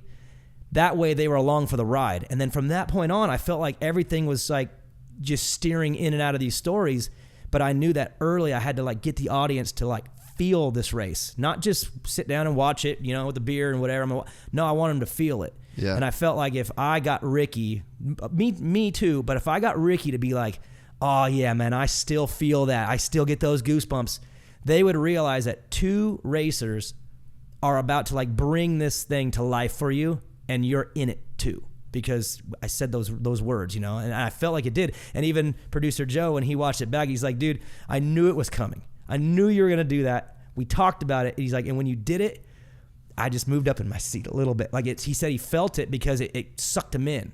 So it's crazy how that works, how some silly little chapter in life where you're writing scripts with your femur up and you're on, I mean, I'll be honest, I was on heavy pain pills when I was writing these scripts, man. I went like these were loose. But that moment right there when I'm recovering from the worst injury of my life, something from that ended up being so powerful later and had nothing to do with what I was doing. But I had that period of life where I was thinking outside the box. And again, sometimes life goes fast and you don't get a chance to do that. But if you get hurt, you break your hip, you break your femur, and you're screwed, that could be the best thing that ever happened to you. It could be the best thing that ever happened to you because you have a chance now to block everything else out, learn something brand new, and then all of a sudden, dude, 5, 6, 7 years later, boom, it becomes super meaningful in the most important moment of your life. So that's why you can't get hurt and think it's a bad thing. I mean, when I was laying there, I even was like, this is going to be good for some reason. I don't know why. This hurts really bad. This sucks. But this is going to be good, and I don't know why just yet. And boom, it ends up turning out to be one of the most important things and most impactful little periods of my life that come out almost a decade later. It's crazy. Dude, I just love how much you give a fuck. It's exhausting. It's so I really good do care dude. a lot about this. It is exhausting though, because I hit everything pretty hard, pretty passionately, but then that's what's working. You know what I mean? So, but it is I go to bed really tired every night. Yeah, man. There's it's funny. I just can relate to the seriousness in which you approach shit, because there's just like, and to me sometimes this is like a character flaw, and it was probably something I was insecure about in the past, is like you there's no conversation with me that's like surface level. It just is what it is, and I've tried to be you know, that guy, and I'm like, oh yeah, this is cool, this is like, what about, that ain't me. Like, I just, for whatever reason, I'm just not that guy, and I just fucking see the same thing in you, just like a super serious dude. If you're gonna fucking do something, do it seriously, like have serious conversations, make it meaningful. I just love that shit. Let me ask you if you have this same issue, because I don't know when this happened, but it definitely is how I live life now. But you've heard of the term layered thinking, right? Yeah. Like if I was to say to you, you know, when I say the color yellow, like what do you think of first? And for me, it'd be a school bus. Okay, yeah. Think of a school bus. What do you think of? I remember being in third grade going to school. Okay, third grade going to school. What do you remember? I remember playing kickball. You see how like yellow turned into kickball at school? Yeah. Like my brain kind of works that way all the time. And I have a hard time too having surface level conversations, because I always am thinking like a layer deeper. And I don't know what that is, but it is exhausting, but it also helps because I think it helps with creativity. And obviously I'm in a position now where that matters. You got to be creative as a commentator. You can't just say what you got. You don't just say the words. You got to be creative. What you do, you talk to different people every couple days. You have to be creative in your approach, who you're talking to. And I feel like if you're just surface level, you can't succeed in certain things. And when it comes to that creativity, I feel like if you're not living in layered thinking, you're just never going to be able to be creative enough, I guess. Do you kind of have those same feelings where you look at something and you end up 2 or 3 layers deep within like 10 seconds? Oh, dude, I feel like I have the fucking weirdest brain, and people around me know that I'm a super fucking weird person. And like, yeah, I mean, I couldn't even give you examples of it, but I see, like, I even think about like the angle that something's on, and I try and like just think about I just think about weird things, like even opening doors or locks, or I don't know. I just have like a weird deep thoughts about pretty much fucking everything, and I'm fine with it, but it gets exhausting for people around me, and I just feel like the weirdest fucking dude most of the time. But sorry, go ahead. Yeah, my wife and I is the same thing. She tells me that I exhaust her because she'll tell me something and then I take it somewhere, and she's like, I didn't really need you to take it anywhere. I just wanted to talk to you and just say some things, and you got to take it to the deepest, weirdest. Like, she's like, can you just listen every once in a while and let me just say things without having to go to some place with it. So yeah. I know what you're saying. It's exhausting to live it, but I think it's more exhausting for the people around you, because they're like, just chill, bro. And I don't know about you, but I can't. It's it just works that way. Yeah, well, I think what helps is an outlet. You got to have a place to put it, because right, we're not in control of our thoughts. The thought, I definitely have. I mean, it was a bigger part of a bigger conversation, but I definitely have kind of spent enough time looking at certain things to know that my thoughts aren't mine. I don't know what I'm about to say next. I'm not writing my sentences a couple of words ahead of time, and then I have this buffer before it where I can check. It is what it is. And I think that as soon as I kind of accepted that that's the way that this shit works, I'm just like, all right, cool. Just run with it. But just now it's I've just got specific outlets to put that kind of energy. And it's like, oh, you have these fucking super deep conversations. You should probably just do that for a living. And, then you've got the weird thinking sort of stuff. That seems to work good for jiu-jitsu, or that seems to work good for motocross, or you just try and put it in those boxes. And I feel like for you, you're a person that obviously needs that outlet. You started a band, and the TV stuff, the podcast stuff. So I think that when you're that kind of person, you just kind of have to find an outlet, because it's going to come out at some point. Yeah, you better find a productive way to use it, otherwise you're just going to drive everybody nuts. It's you know what I mean? You got to find where that personality will work, because if you don't find a way to do it, then everyone around you is going to be like, dude, you need to chill. So I think you're right. There's the creative outlets, I think, is what it is. And for me, even it comes back to being a little bit of a performer.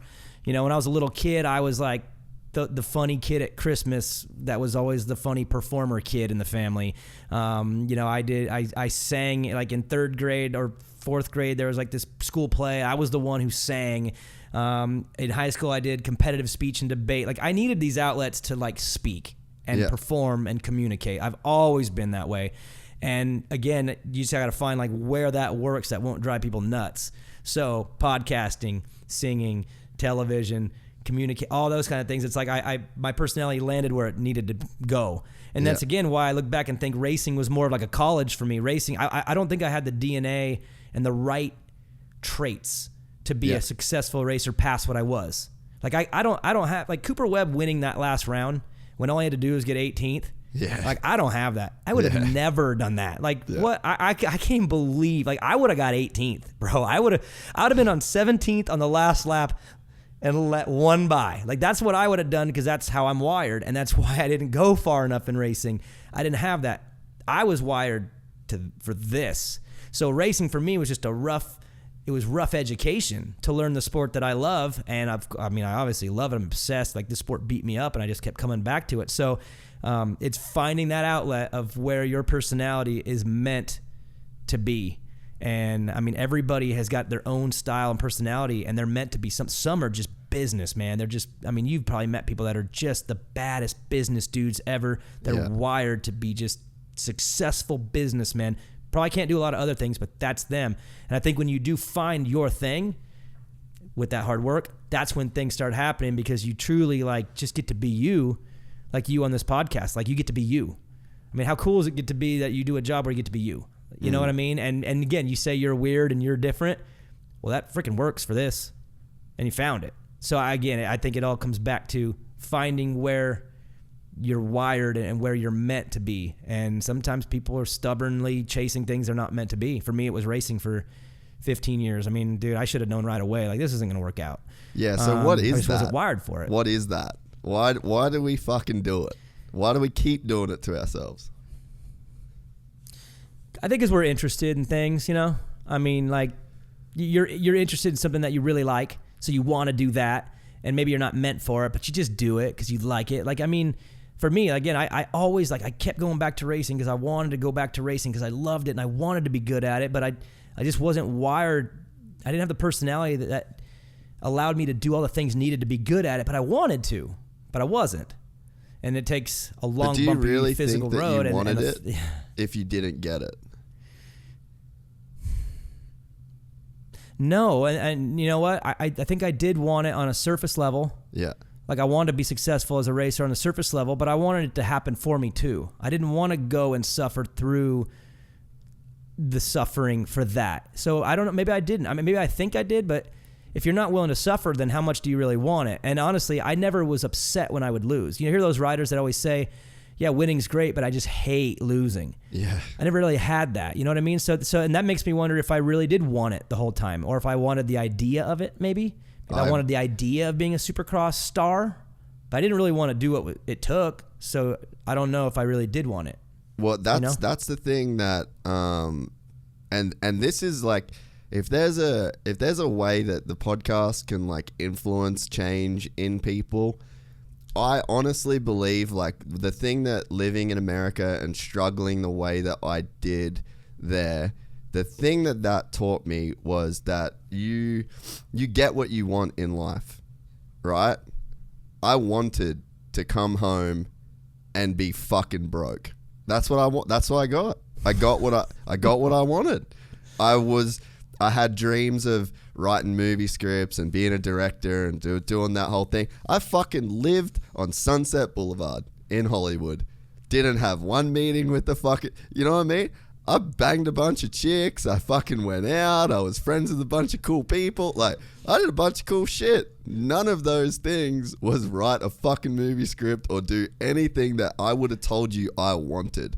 So, like, on the surface, I did want those things, and I wanted them for probably the wrong reasons, you know? And then now I look back and I'm like, oh, I want this. Like, I love this podcast. I love doing this. This is a fucking great job. I want to be here every day. I stay up like retarded hours at night, and I put in crazy work. I do just the most, like, dumb fucking work. And, like, I probably spend 6 hours some days on thumbnails.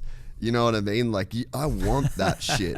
And it's like, what I think you get what you want in life. If you're overweight, you want to be that. If you're unfit, you want to be that. If you've got a shit job, you want that. Like, you get what you want in this life. You want to be a TV broadcaster.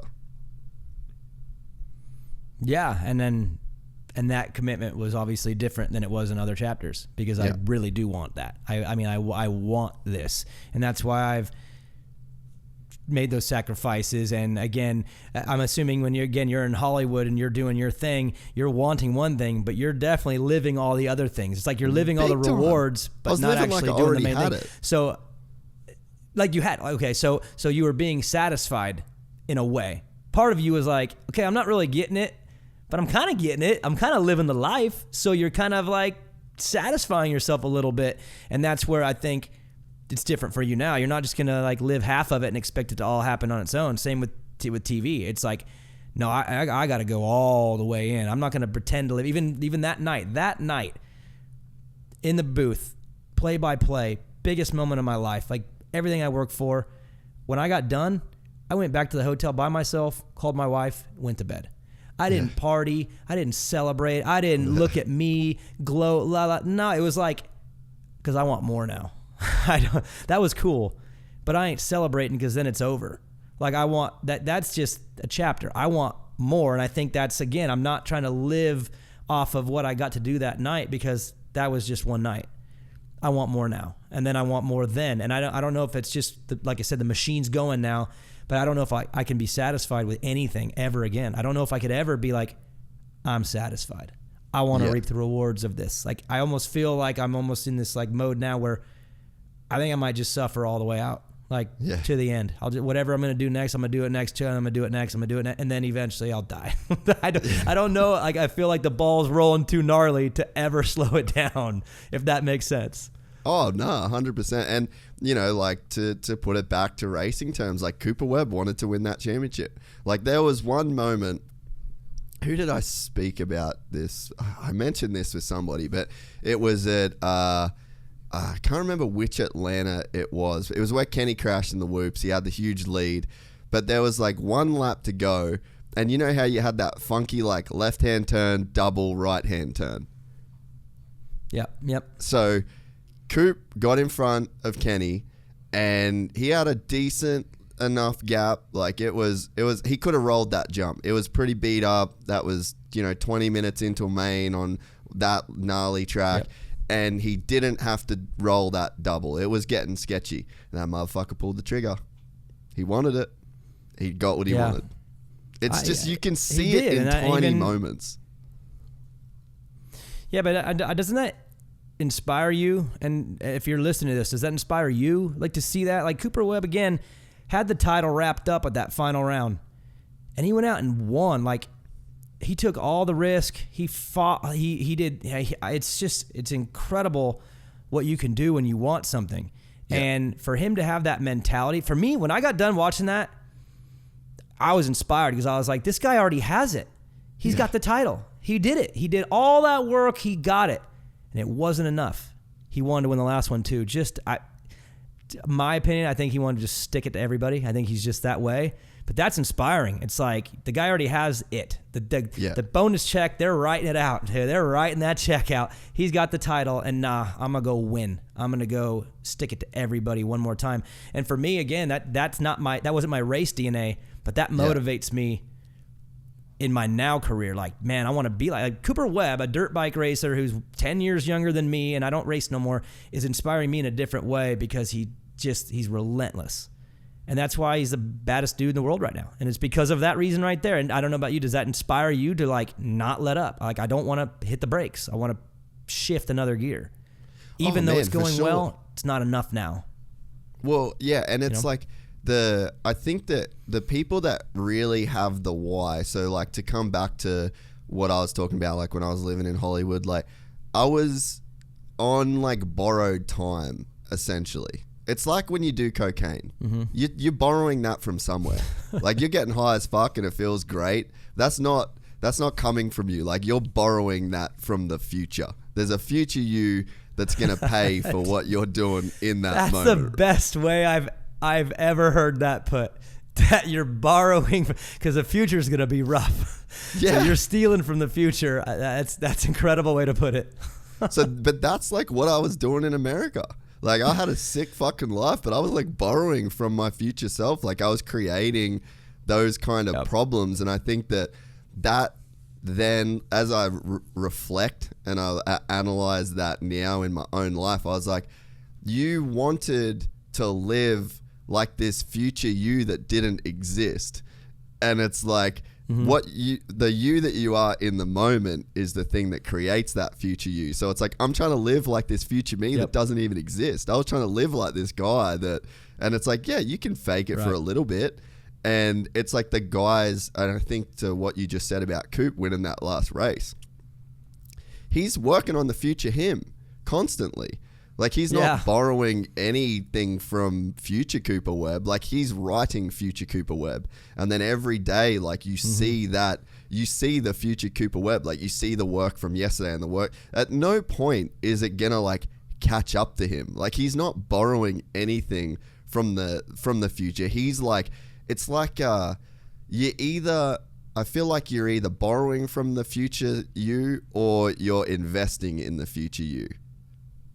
And I feel like, one of the two. When you really want something, like legitimately want something, you're investing in the future you. You're not going to borrow from that dude. Like you should want to borrow from your future self as little as possible.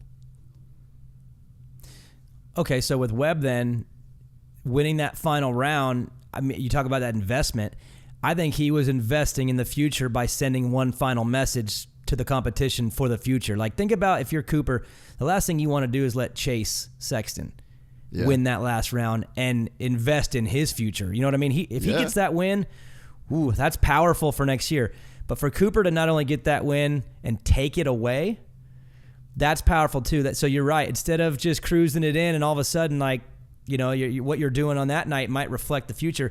Go and win, because not only are you investing in your 2022 championship defense, you're also giving one final message sent to Kenny, Marvin, who was right behind him, and then Chase, who passed him and left him. It was like he gave him one final message. Hey, I'm not going to let you invest in your future tonight. I'm investing in my future tonight. So, dude, you're dead on with that. That was more about the future than it was that night. Yep, financially, it's that night. You get that bonus check. That's great. You get to feel good about yourself. But that win right there, I think, probably did more mental damage to the competition than it even did for him, because he went out when he didn't have to and beat them all. It's like, I would hate to have to race that guy knowing that he's that way, that he's wired that way.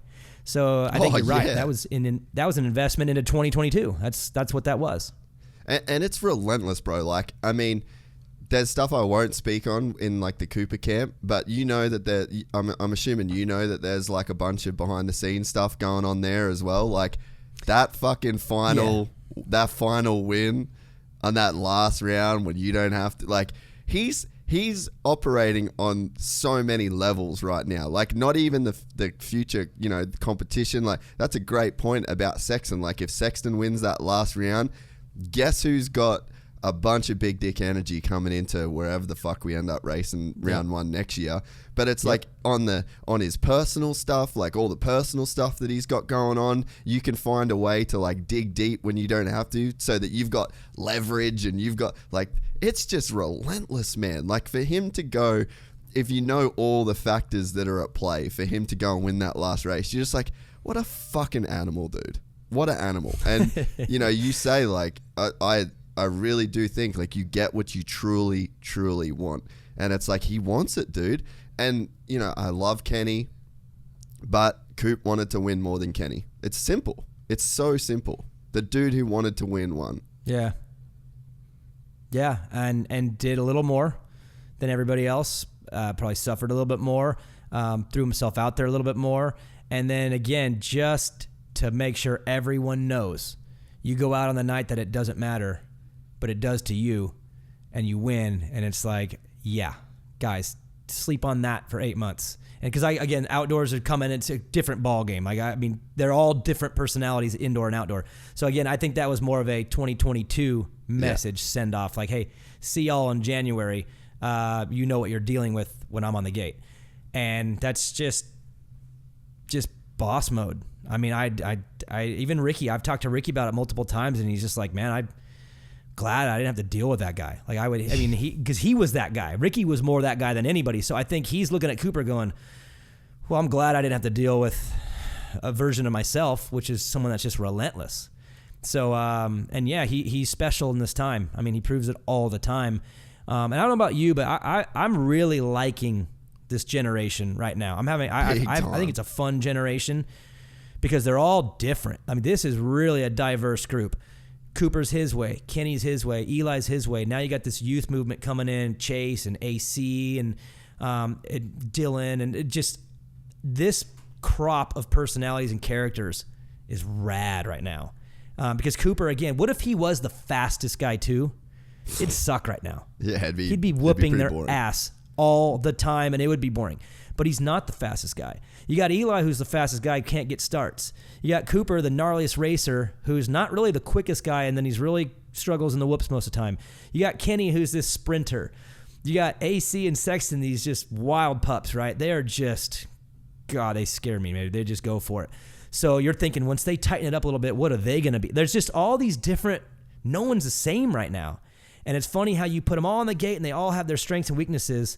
And the guy with it's like I said it once on the broadcast and someone pushed back at me and I said he was like greedy or something. I said a kind of a negative word about him, like he was greedy or stingy or something. And they were like, dude, that's kind of rude. And I said, no, I meant it in a good way. Like Kobe Bryant was the same way as a basketball player. He's greedy. He wanted all of it all the time and wanted nobody to have any of it. Yeah. And it's funny how you line up all these dudes with all their strengths and weaknesses, and the guy with that brain wins, because that is more powerful than everything else. And like, again, for these guys next year, like you better outspeed the shit out of him, because if it comes into a duel, it's the last dude on the planet I'd ever want to be in a one-on-one duel with late. He's just, and again, winning that last round and the way he did it was one final reminder for y'all.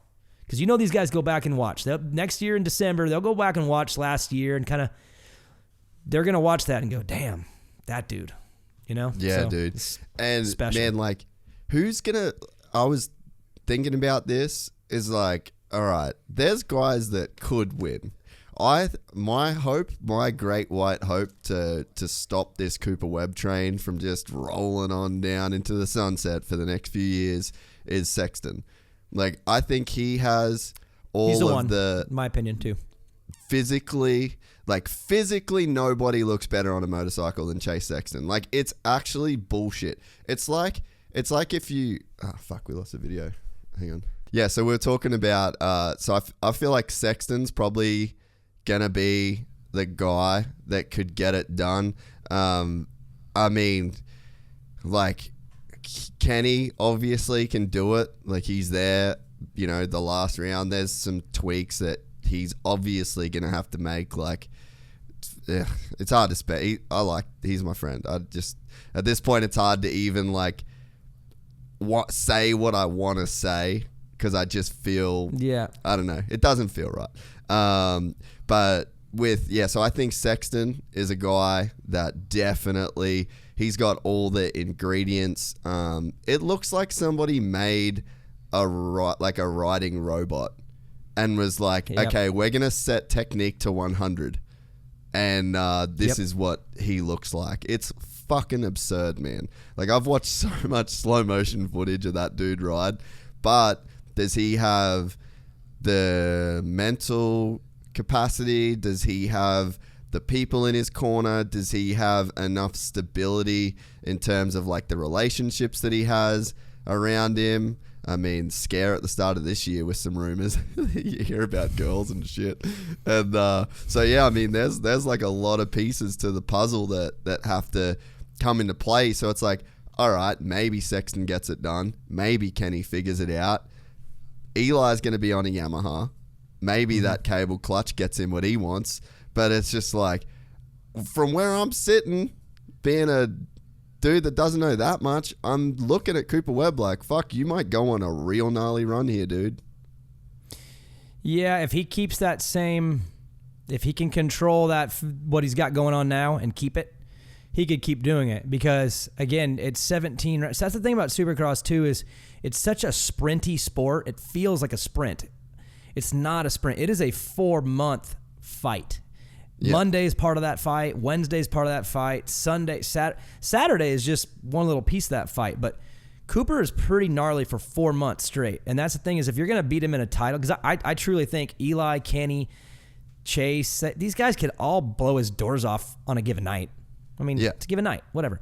But for 4 months to try to like fight that guy, he just seems like one of those fighters, like a boxer, that you ain't knocking him out. So you better have the endurance to go the whole shebang, because he will just keep going. So that's what I'm saying, is someone's going to have to come and like knock him out by just being way better than him and then having the same brain like him. Chase is the guy that I kind of believe in too. I mean, I'm very high on him. Like you said, fundamentally flawless, just unbelievable dirt bike rider.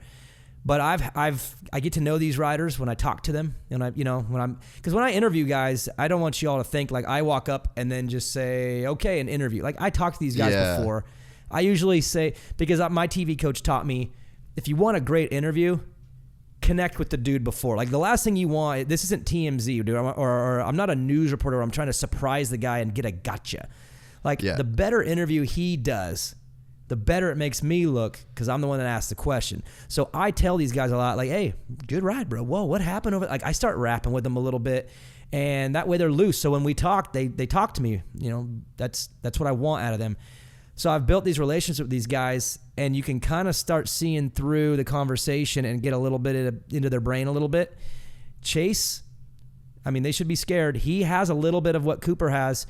I mean, it actually happened in an interview. One time, I think McElrath beat him last year in Salt Lake. Just Chase made a bobble, maybe got in lap traffic, and Shane got away. And on the podium, I said something like, yeah, it was a great ride. You lost touch with Shane. He got away from you there. And he like fired back on me, like pretty aggressive. And it was almost like I said what happened, but he did not like that it happened. And he did not like that it happened that way. He was almost so bent, not at me, but he definitely like kind of lashed out at me.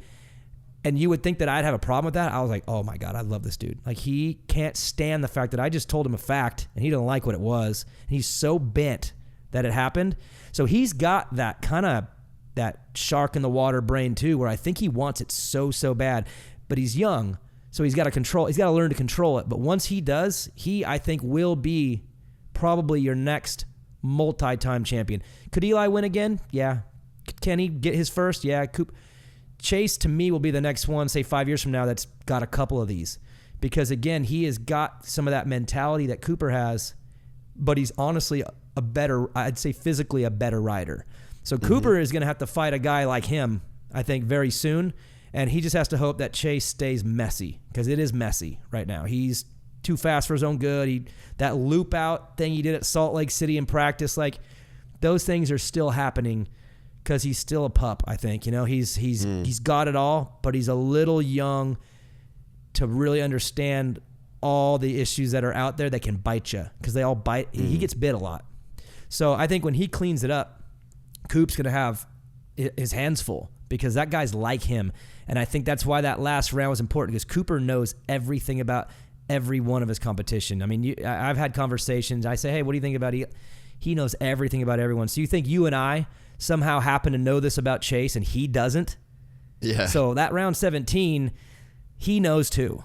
That is not someone he wants to gain any confidence and momentum, because that guy's got the same type of attitude and the same DNA. So I'm with you. I personally believe he's the next, like, probably superstar, and he's going to have his run until Jett grows up, because then he's going to have his hands full with a different type of freak show, man, because Jett is just something else, man. Just talk about giving the gift. That he was given the gift. And so they better all have their fun now, because when that kid gets on a 450 and gets through a rough year or two, they're screwed, like way screwed. So enjoy the bubble you guys got now, because that kid's coming too, and he's going to be a problem for everybody.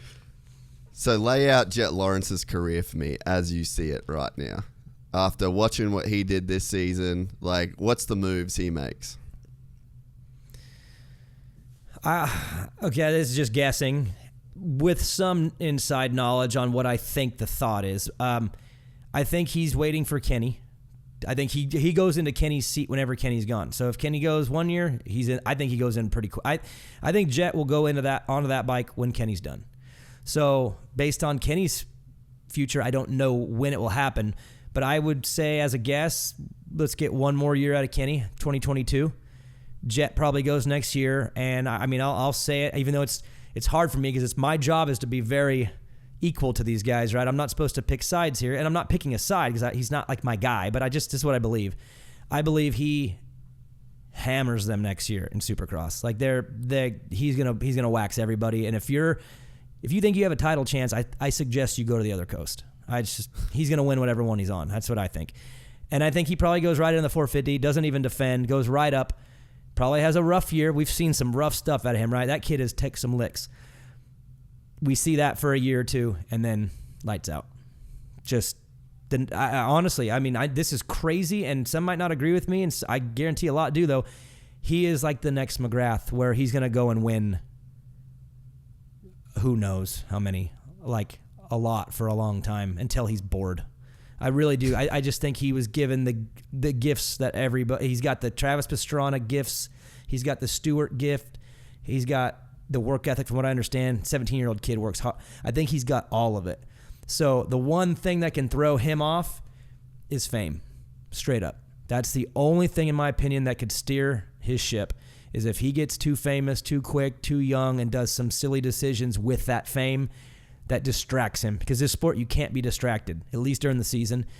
My only word for him is that he is going to explode very fast, and as long as he has good people around him, which I know he does, they will keep that contained, because if that gets out and he becomes like a figure and lives into it and plays into it too much, that could steer the course. But if not, they're screwed straight up. So what do you see in him on the floor standing at Supercross that makes you feel okay about that prediction? Natural touch. And I've said that for a while now. There's something weird about the way he rides where he feels the ground differently.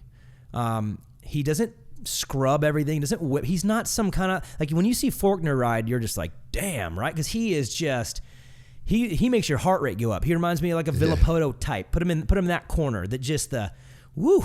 Jett doesn't do anything like that.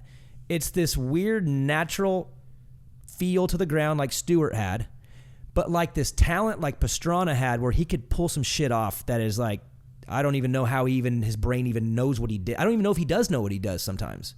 So it's this natural ability to feel the ground, understand what's underneath him, and go super, super fast without much crazy effort. When he does get crazy, you ever know, he does get a little squirrely when he kind of breaks out of that comfort zone. But his natural comfort zone is like better than everybody. And I just look at his age and I'm thinking, for you to be that young, and I mean, I remember being 17. Do you? Like, dude, barely. To be 17, I was fucking drunk, and have that.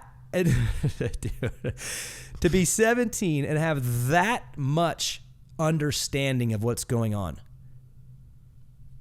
Just some people are freaks, and I'll say it in a positive. So hopefully no one takes that offensively. He's a freak show, man. He has natural gifts that no one else has. It's going to be harder for everyone else to do what he does in his sleep, and he's a kid. Yeah. And I'd be scared to see him on a 450 because, again, you talk about that feeling on the ground and understanding the dynamic, and it's like he understands angles different. You put someone like that on a 450, I don't know if we have anyone all the way like that. Even Chase does some really cool things, but I don't know if he's got that thing. There's this weird little thing that Jett has that I don't think anyone else has. And I haven't seen it since Pastrana, and I know they don't look the same, but somehow does things on the bike that don't make sense, and it's just easy. Yeah. And he has that. And so, again, keep him tight. I think you got something there, but he's young, and the fame it's going to come in very, very fast. It already is, but as long as the family stays involved, because I know he's very involved with his parents. After the races, he's in the lobby with mom and dad. As long as they keep that and keep him with them, keep the family as the thing. Hunter needs to be involved too. That if they keep the family together, those brothers are going to do some special shit in the sport. But if they break out and start living into it, I think that screws everybody. I mean, we see that happen in the sport all the time. If you get caught up in your own success, dude, it could bite you quick. So he's going to have a lot of it early, and he's young, and chicks are coming. Like, what's coming his way. I mean, that dude's going to have his choice of whatever he wants someday. Family needs to stay involved heavy, and if they do, this dude will be maybe one of the baddest dudes to ever do it. But that's the only thing that concerns me. So I get the feeling we're gonna watch some motos outdoors where the track's gonna be like completely fucked, and you're gonna see Jett get a whole shot. Yeah, he might get like 8th in the first moto, but then the second moto, he's going to get a whole shot and just get to do what you said, like just ride like how he's just going to cruise around and fucking have fun. And that's going to be like a 45-second moto win. Yeah. But the moto before will be 8th. You are right. Like there is some times where he's just going to look so ridiculous on a bike and just make it look so easy and just get into some weird zone where like he doesn't even have to, like he just floats around the track. Like I can see that happen. And like, I mean, it's funny that you say like, oh, I'm not allowed to have sides. I look at you guys over it's funny, like all of you guys over there that's like the media. I'm like, hey, I ain't that guy. I ain't in the media. I can have my fucking guys. Jett Lawrence, Hunter Lawrence, they're my boys. So I'm I get to have that. It's funny that I guess I understand that like you guys that are technically professionals in that media game can't play favorites, But yeah, I just sit over here and I'm like, hey, that's my boys. I got my favorites. Yeah, I'm gonna talk good about them forever, and that's how this shit's going down. But I honestly think you're right. Like I've seen those. Like Ronan, you've been lapped by Jett twice on a 65. Warwick Club Day, my producer Ronan, they're about the same age, lapped twice on a 65 on like a huge fucking outdoor track. It's just like forever, man. That kid's just been a freak. Yeah, he is. And it's the little brother syndrome too. It doesn't happen often. Well, it does. It's 50-50. You see a lot of brothers where the older brother is like the success and the younger brother maybe isn't into it as much, like the Stewarts. James is like one of the gnarliest dudes to ever ride a dirt bike, whatever. Malcolm is sick too, but he wasn't always into it. He liked to fish, and he didn't take it all the way serious, where James was just a winning machine from the minute I ever saw him, when he was like 8 years old, right? But then there's the other stories sometimes where the younger brother, because they chase their whole life. Yeah. They chase their brother. They have something to chase their entire life. And Hunter is sick too. So it's like you have this older brother who is unbelievable, but you're going to chase him around your entire life. So you've got a little something extra too, because you've just been chasing this dude that's better than you your whole life. And I love seeing how they act together. And I you probably noticed in the broadcast, I play into it. I try to provoke Jett. So you should. Because I'm an older brother. I'm the older brother, so I'm Team Hunter. Like, all those things I'm saying about Jett, I still want Hunter to beat Jett, because I'm an older brother. I want the older brother to win.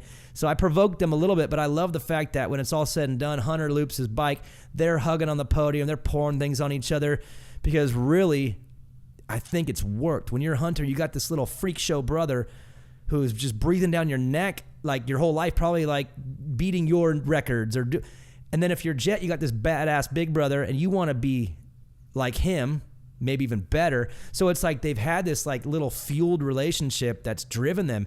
And again, I know they went through hard times, but the one thing they did have was each other. And it's good to have someone in your corner that's going through it like you are, but is finding success. I'm sure Jett, watching his brother find that success during their roughest times, he got to see that. You know what I mean? Like, it's one thing to hear someone's tough times and go, wow, and be inspired. Yeah. It's another thing to be a little kid and watch it. You know what I mean? So he's watched his brother fight through a family struggle, help the family make the way over here, and now he's like driven to do his part too, I think. And there's a lot of drive between those two, and the fact that they talk shit, but they're so close, and like they really do care about the other one, but they also are fueled by the other one. I mean, it's like the Baker Factory, how he puts these guys against each other to help them drive each other up to the top. How about these two brothers, dude? They're gnarly. Like, they are gnarly. Like, they literally go into the outdoor nationals. Dude, I mean, J-Mart's, of course, just a monster outdoors, but, dude, Hunter and Jett, I flip a coin. I don't know which one of these two might get this thing, but, dude, they're both so gnarly, and it's crazy that they had that to drive themselves all the way through. And I love that, and I really do think this is going to happen. I believe at some point, I want you to remember this moment, too. There will be a year when Jett wins the 450 Supercross title and Hunter wins the 450 outdoor title. I really think it'll happen. 5 years. Well, I don't know how many years down the line. And that's going to be gnarly too, because you go back to their story, sleeping on floors, eating top ramen, leaving not even leaving their country, leaving their continent for the other half of the world, suffering. Those two are going to end up winning some titles. And that story is sick. These are kids. These were kids that had to go through this. It's one thing to be an adult, like, dude, we've grinded, right? You've lived some gnarly days. These were kids doing it. Yeah. These were kids traveling around the world, suffering, knowing that mom and dad have no Dude, for them to go through that and be where I think they can be, that right there is that's a movie to me. That's a movie. And I think we need more of those movies. We need this sport, I think, to transcend out by telling these stories. These aren't all a bunch of little punk, little rich kids that all are all... No, these dudes went through some shit. And when they do win, that story needs to be told. And even for me, like, I love Cooper. Like, dude, I would consider him to be a friend, where Ken Roxon is not my friend. He's an acquaintance. He's a work acquaintance. I want Kenny to get one too, though, because I want that story told. Well, you know the story. More... It's insane. It is, to me, if he was able to win a Supercross championship after what happened to him at Anaheim that year with the arm, we're talking maybe one of the best sports stories of all time, not just in this sport. Yeah. That dude, they told him he might not be able to write his own name.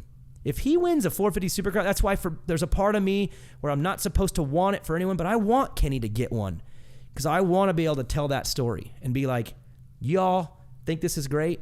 Do you know what he did? Do you know what he came from? Do you know how many surgeries he had on that arm and now he won? Like, I want that story to finish bad. Jett and Hunter, they'll get their story. Cooper has his story. I love when these guys, Eli having all those years of failure, second, wins it. That's powerful.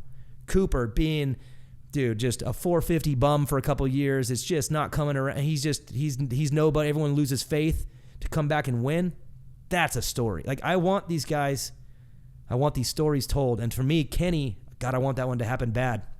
The Jett and Hunter one, I truly, unless something steers the course, they'll get their day and then we can tell that story because it's badass. And it makes the sport look better than it even is because there's a real life story behind this dirt bike kid with his helmet on.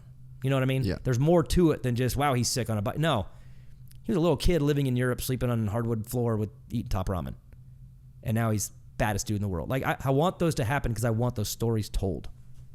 Yeah, well, speaking on that, man, I think that's something that's so great about what you do with Main Event Moto, what I try to do here, what everybody, there's a bunch of podcasts that are doing exactly that. And I think that's definitely been my main focus of, the moto content that I do here is like, let's tell those gnarly stories, man. Like, let's really humanize these guys. Because I think that there was a point in time in the sport where the objective was to like, let's make these guys seem unhuman. They're so special. They're so fantastic. And we kind of got to this point of unrelatability. And it was in that Stuart, Chad, Ricky era. And there was three guys that you could kind of talk about. You could add Kevin in there, and then the freak show that was Travis that almost seemed like a sideline story to, the racing.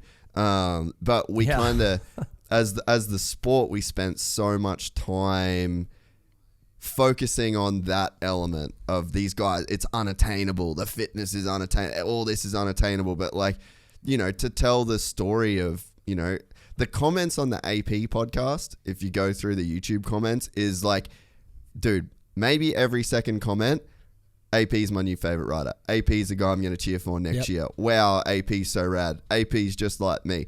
That's the shit I think that is going to take the sport forward. Because when you just watch, and I mean, this is what I have in my head the whole time, is like, how do I reach new people? I want new. I want the DM that says I bought a dirt bike after 15 years of not having one. This is the first time I've ever watched Supercross. Like, that's my goal here. And how we do that is through stories and cultivating these stories. Like, that's what I'm looking at when I'm watching the sport, when I'm doing Supercross Companion and then doing these interviews with these guys. It's kind of like what you said, how you've got these narratives in your head. Like, that's me too. Like, I literally think this in every time, every day I'm watching anything, I'm just like, all right, what's the human factor in here? What's the relatability? How can someone that knows nothing about Supercross connect with this dude on a deep enough level to make them invested in his success? And I think that, I mean, Moto Spy's doing that. Great. Like, and the podcast, and I think that is what grows our sport to the next level. I hope that the broadcast can incorporate a bit more of that stuff. Like, to me, you're not going to speak on this, but like the science of Supercross, like, that's cool, but like, I don't care. I've raced bikes my whole life, and I don't care. Like, I don't really need to know that. I'd rather know the human side of stuff. Like, even, like the family element that the Lawrences have, and they've got a sibling that really struggles, like, physically. There's some issues there in that family that, like, they even have to deal with. And that's two, like, brothers that get to support another sibling through something that's a struggle that is far beyond what they'll ever go through. And how many people out there can relate to those stories? And, so I think that it's so important, the work that you're doing, and bringing that to the broadcast. And I think collectively, like, that's kind of our job now, is like, these are the sort of stories that I think will break the sport out of, out of the place it's in now. And I think too, we've got to give guys leeway to get it wrong as well. Give these guys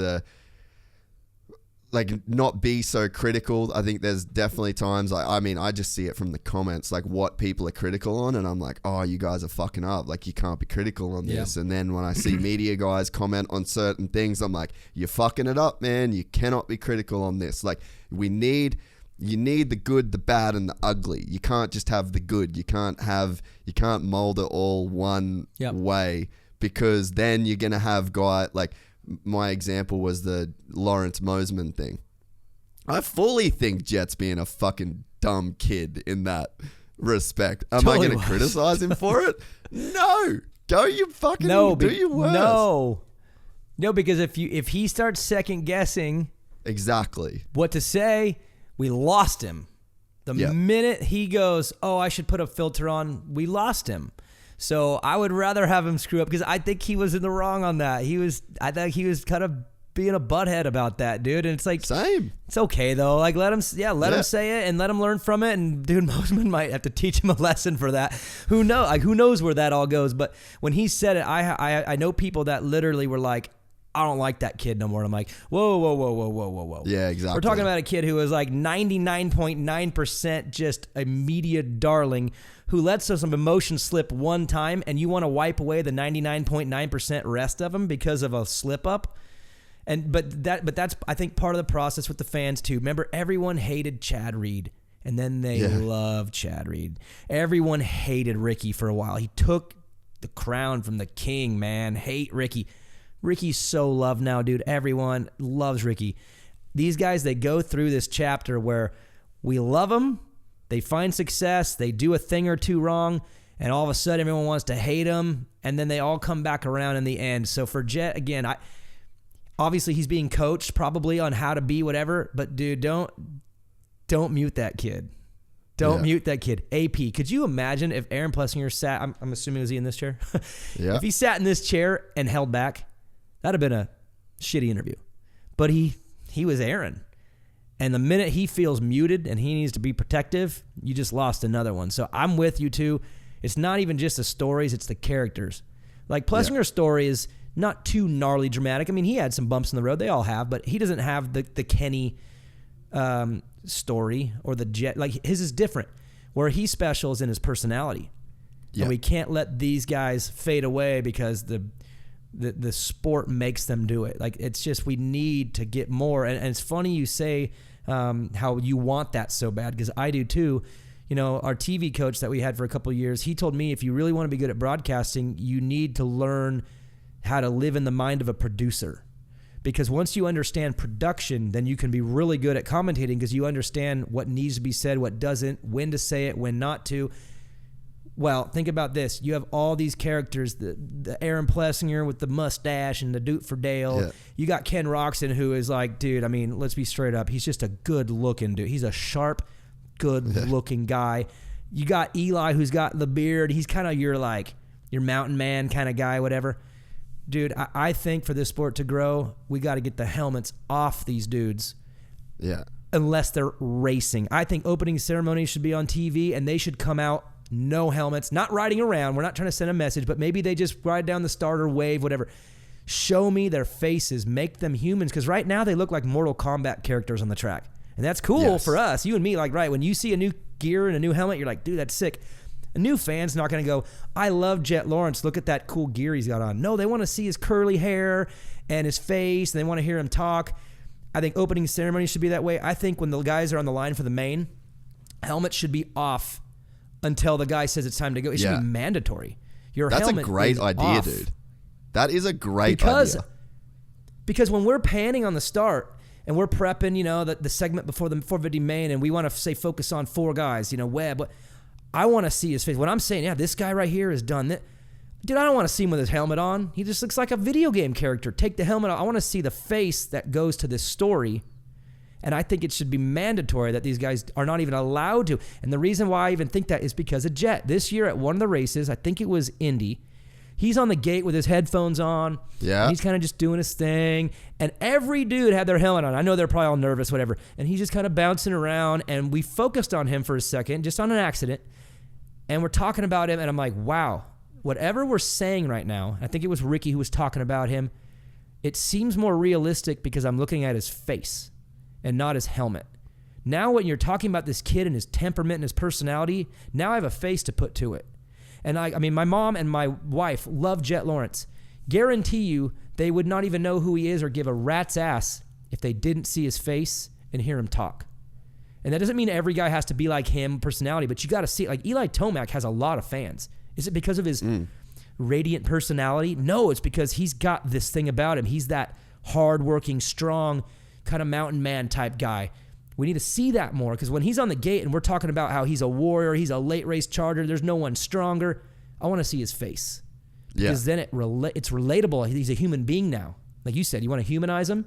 Get the damn helmet off. And even like the shots like coming in and out of commercial, they're all sick. Like slow-mo, all that. Off.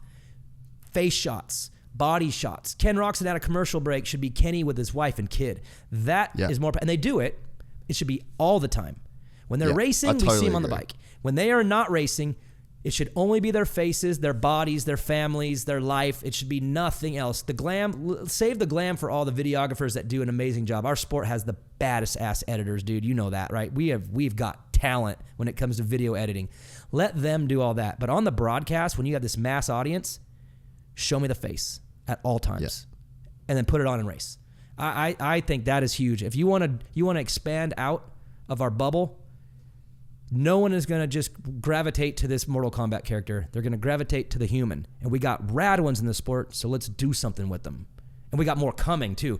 Faulkner, dude. Faulkner is a rad little individual character. Yes, he's got his flaws. Whatever. He's rad, dude. He's a rad kid that a lot of people like. I want to see him more. I want to see Jett. I want to see Hunter. I want to see... Joe Shimoda is just, dude, hit when he... And it was so cool for me to be the one that got to call his first win. When he was on the podium talking about my family I haven't seen, and they're all here. Dude, that kid wanted to cry bad. He held it together, but he wanted to cry. I wanted to cry. In the booth. I almost cleared up in the booth, dude. That right there, he probably got 100 times more fans in that 30 seconds than he would ever get riding his dirt bike. Ever. Because he was a human who just did something so badass, and he just expressed it, and you felt it. So for me, I think all of our attention needs to be bringing the human side out, not on the bike as much, but their face, the podium. We need more of that. I don't know if you noticed, but round 17, we had an extra 30 minutes at the beginning of the show. We went live like early. We had a chance to go. It was like a last-minute deal. Dude, I was running around. I interviewed Hunter, Jett, Kenny. Will had, I think, Cooper, Colt, Justin, all these guys in their street clothes, just talking, vibing. It made the whole event feel different because we got a chance to like meet these people before the gate dropped. So I'm with you. I want to grow the sport too bad. I mean, dude, I love this sport. I want it to be as big as it could ever be. And I don't think we're going to gravitate to a new audience through anything other than their faces. That's it. Because people gravitate to new people based on what they see. And when they all look the same out there, that's for the diehards. That's for us racers, right? That's for us core. We want to see them race. But the new people want to see them, not the racing. The racing means nothing to the new people. It's them. My mom and wife love Jett because they met Jett on television. Not because he's a talent who can feel the ground and he's sick and he's 17. No, it was because of him. And we have 15 of those guys waiting to go. AP and Jett are nothing alike. And they both have the same effect. They speak to but different audiences. They both look the same with their gear on. But they speak to the same audience when they're racing. Yes. The racer fan. Yes. So you want that new fan? It's the humans that are going to get the new fans, not the racers, in my opinion. Man, I could not agree any more with what you just said. And I think that, you just offered a solution. Like, that could be implemented at the first race. You know, it's really hard to do what you just did, to find a point of weakness and something to be improved on, and then just offer such a simple and clear strategy. And I think that if that isn't implemented after this comes out and the right people hear it, then that makes me sad because it's a no-brainer. You just have a guy at the start. It's like helmets on, and then they get to put their helmets on. You give them a sensible amount of time. But like, man, I was talking with Colt when he come on the podcast as well, right? And he's a swaggy dude. And so one of the sad parts of the sport where it's like, okay, this is an example where this needs to be better. Justin Bogle is a fucking rapper.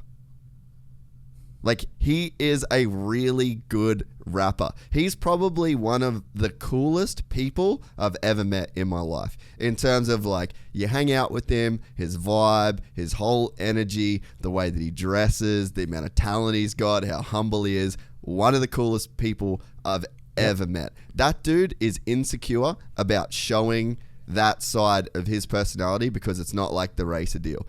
Colt Nichols loves buying sneakers, has like a whole room full of sneakers. There's nowhere for that to come through. You know what I mean? Jett's the same, Hunter's the same. So next year, I'm going to organize with Garth and Swanee. We're going to do like the outfit walkout deal like the NBA does. But it's like, man, that's so simple to set that up. You set out like an area for these guys to like, there's like a VIP sort of lane where, you know, you come in and it's like, hey, if you want to do like the walkthrough, it's going to be at like, you know, 9:30 a.m. in the morning. They'll have like a backdrop. There'll be like a fucking lane set up. You can have a barrier so some fans can be up there taking photos. Literally walk through, got your Monster Energy Supercross logos in the back or whatever. And then it's just like the boys come out, they sign some autographs. It's like a lane you have to go through. You dress the way you want to dress. Like AP can run a fucking cowboy hat, his boot buckle, some like take off all the team stuff. This is before the team stuff comes on. Red Bull can make some cool hats or Monster can do some cool stuff. Like, and then you show that on the broadcast. Like open up with like the NBA style where you've got them coming through the stadium. Dude, set it up in the stadium. Like literally copy what the NBA does. Yeah. Guess what? NBA's fucking huge. Simple. Yeah. Just, they're doing it right. Well, and here's the thing is though, they're on to it too. I know there's a narrative out there that sometimes I think is unjust and it's harsh about the sport and how there's no proactive thought. There is. It's hard for big businesses and big things to make big moves, right? It's got to happen slow. I mean, they chip away. Yeah. So here's a couple examples. Race Day Live got changed because of COVID and the pits and all that stuff, right? But the year before or the year of, we were out in the pit party and they had that red carpet thing, but the riders would ride in and out after practice, that was like next step for me too. Because you had fans along the fence line waiting to see Aaron Plessinger ride by, Jett Lawrence ride by. But I know what you're saying. This is like one step further, more on what I was saying. I want to see them walk by. Imagine the fans at the stadium. Even imagine if it was one of those things where, again, track walks at 11. So from 10:30 to 11 is the rider's window to get to the track. And they have to walk through this one area. And it's set. So all the fans know, hey, 10:30, be by the walk. Because they already have the walk. They did it last year or a year and a half ago. And that's where they walk in. And all the fans are lined up. And they're waiting for these dudes to walk in. And you get to see their faces more. Because when they ride by on their bikes, that's sick. You're like, oh my God, Eli Tomac. But that's Eli Tomac, the racer. I want to see Eli Tomac, the guy. So I know what you're saying. And the cool thing is we're already kind of on our way there. You know, we have that ready to go. Like we already are doing it. We can just continue to grow that with the fans coming back. And then another one is you talk about Science of Supercross, which I love for the gearheads. Like, dude, the tech guy, like they love that. But for you and me, when we're talking this character thing, they do the GOAT Knows, where Ricky does a segment where he talks about the riders, the GOAT Knows. I love that. We need 3 or 4 more of those types of segments. You know what I mean? Yeah. It's like we're scratching it's like we're there, dude. We're there. We're so close. Yeah. This thing, we have all the characters. Things are in motion. The broadcast, there are things behind the scenes that not everyone's seeing, that there is definitely movement into these things that you're talking about. They're doing a great job on that. It just moves slower than everyone would like. We're close, man. We're really close to blowing the lid off this sport. And I think just a few little things here and there, and this thing's going to go. So that's why I wanted to say what you said is we're not far. That's not even a big change. It's already almost built and ready. Just a little tweak.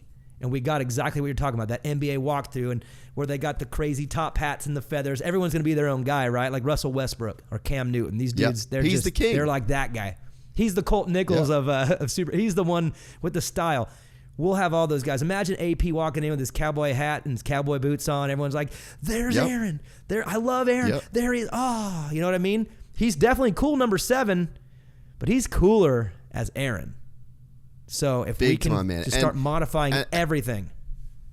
For sure. And the thing is, right, there's you can look famous. You know what I mean? So the teams would really need to hear this, and not just hear it, but listen and go, okay, we're okay with taking these team shirts off for this walkthrough, because that's the instant pushback is Roger DaCosta and KTM being like, well, KTM, they do pay us. They pay us quite a lot of money, and you want to have the logos, and then you've got the sponsors, and it's like, cool, Roger, I get it. You need to give me 5 minutes with no shirt, because it's like Russell Westbrook looks fucking famous when he walks down that tunnel. Does. Conor McGregor at Madison Square Garden wearing a mink coat and no shirt looks fucking famous. Like when I go to an event like that, when I watch Post Malone, or when I watch, like a rock concert or whatever, I want to go and I want to see somebody famous. Like that person wearing that crazy shit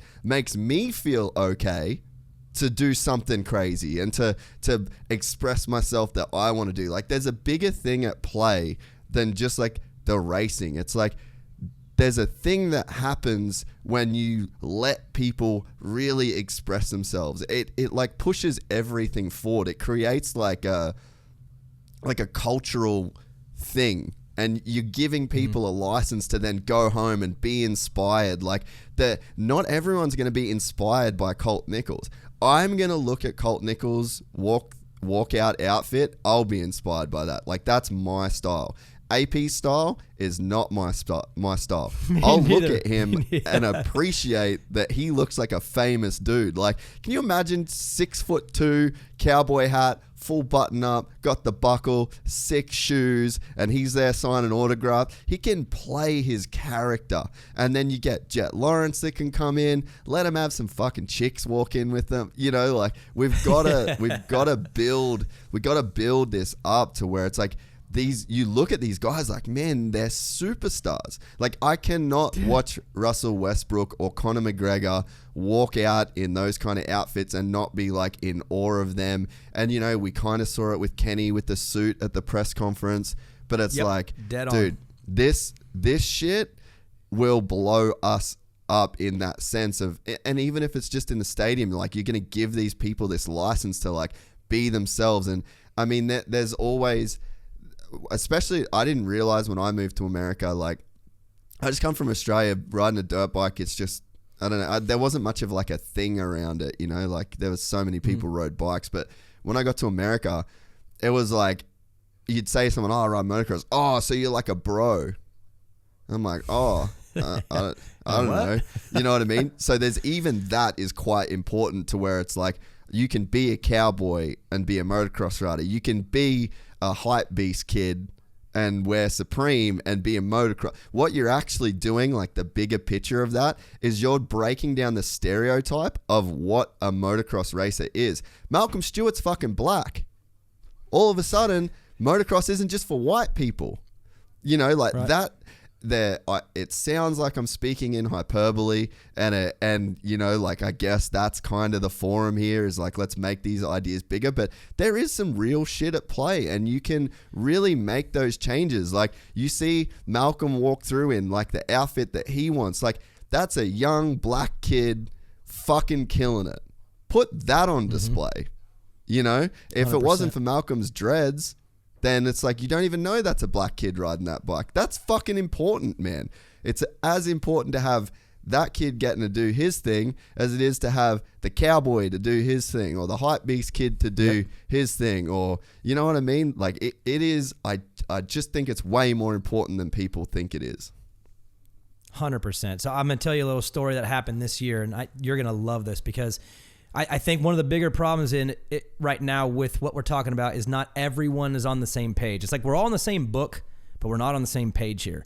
Yeah. I know that Feld is they're all about it. They're trying so hard to do as many things as they can to make things bigger. They want it to feel bigger, sound bigger, they're into it. The teams, I think they really want to win. They really want to win, and I don't think they look at it the other way. I think the riders kind of get it too, because here's my story. Yeah. So every week before opening ceremonies, I kind of go walk through the riders. Not as much anymore because of COVID. I've had to be a little bit more like distance. It's been a lot harder for me. But my normal routine was like, walk up to Marvin, what up? How's your week? And he would just tell me about his week, and he felt comfortable enough to me to open up. Eli too. Eli's tougher, but Eli would open up. Kenny's good. They all would talk. What's up? What's up? Well, this year, I think it was Indy. I walk up to two riders. I don't want to say who they are because I don't think it's fair because I'm about to reveal what they said. Two riders that are buddies. They're opening ceremonies. These are top dudes in the sport. Obviously, top 10 opening ceremonies. And I walk up. What's up, boys? How was the week? What are we doing? Small talk. And one of them goes, "Hey, you cool showing your tattoo like on TV? Like you've never done that before. Like you've always hidden it. Like are you allowed to do it?" They were like kind of surprised that I have a full sleeve tattoo and I'm wearing a polo on TV, on national TV. And they're like, "Are you allowed to do that?" And I said, "Yeah, I've never been told not to." They're like, "Well, why didn't you do it in the past?" And I said, "Well, I just didn't know, and I was being protective too, and I didn't know if like this looked professional, and like I didn't want to ask, I didn't want to do. I just kind of did on my own." And this year, again, trying to level up, I decided for me to level up as a commentator, I needed to be me way more. And I am an ex-lead singer in a band. I do have a full sleeve tattoo. That is who I am. So yeah, I could put the suit on and play the role, but this is me. And I decided to just go for it, and no one said anything. So these riders are like, what? Are you allowed? Is that okay? And I said, yeah. And they're like, damn, man, I just wish our sport looked different. This is not me talking. This is them. And they just start going on a little tangent. And they said, the image has changed in the sport where we're like these superhuman athletes. We're like these Olympian type athletes. And that's not cool. Like, I wish they actually portrayed us who we are. We're rock stars. And, and they were kind of joking. They're like, yeah, look at the chicks that we all pull. Like, moto dudes pull rippers, dude. Like, the pits at a Supercross. You want to go see the riders? Dude, go look at all their girls. They're all so hot. And these dudes, they are rock stars in their own way. They might not be rock band stars, but they're rock stars, like you said. AP's a rock star, dude. He's a fucking oath. He's a badass. He's a badass. But we have portrayed them as these Olympian type athletes where they're just the best of the best and the strongest. Soccer and moto are the two gnarly. That's cool and all. That don't sell.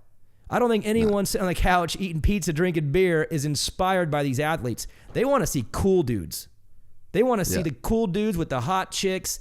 I mean, that's why McGrath did more for this sport than anybody, and probably Travis a little bit too in his own way. It was because they were so not your athlete. They were sick. You wanted to be like them. McGrath's got the crazy hair and the loops, and remember he had the flag and the light beam coming off his helmet. He was so willing to have balls with his personality. And I think that's what all these riders kind of wish it could be like more. And they went on a rant. These dudes are getting ready to go race and do their job. And they just got on a rant about how they wanted to be viewed differently. And I'm like, wow, so they're on board. My first thought is, okay, well, I know two riders who are on board to play along.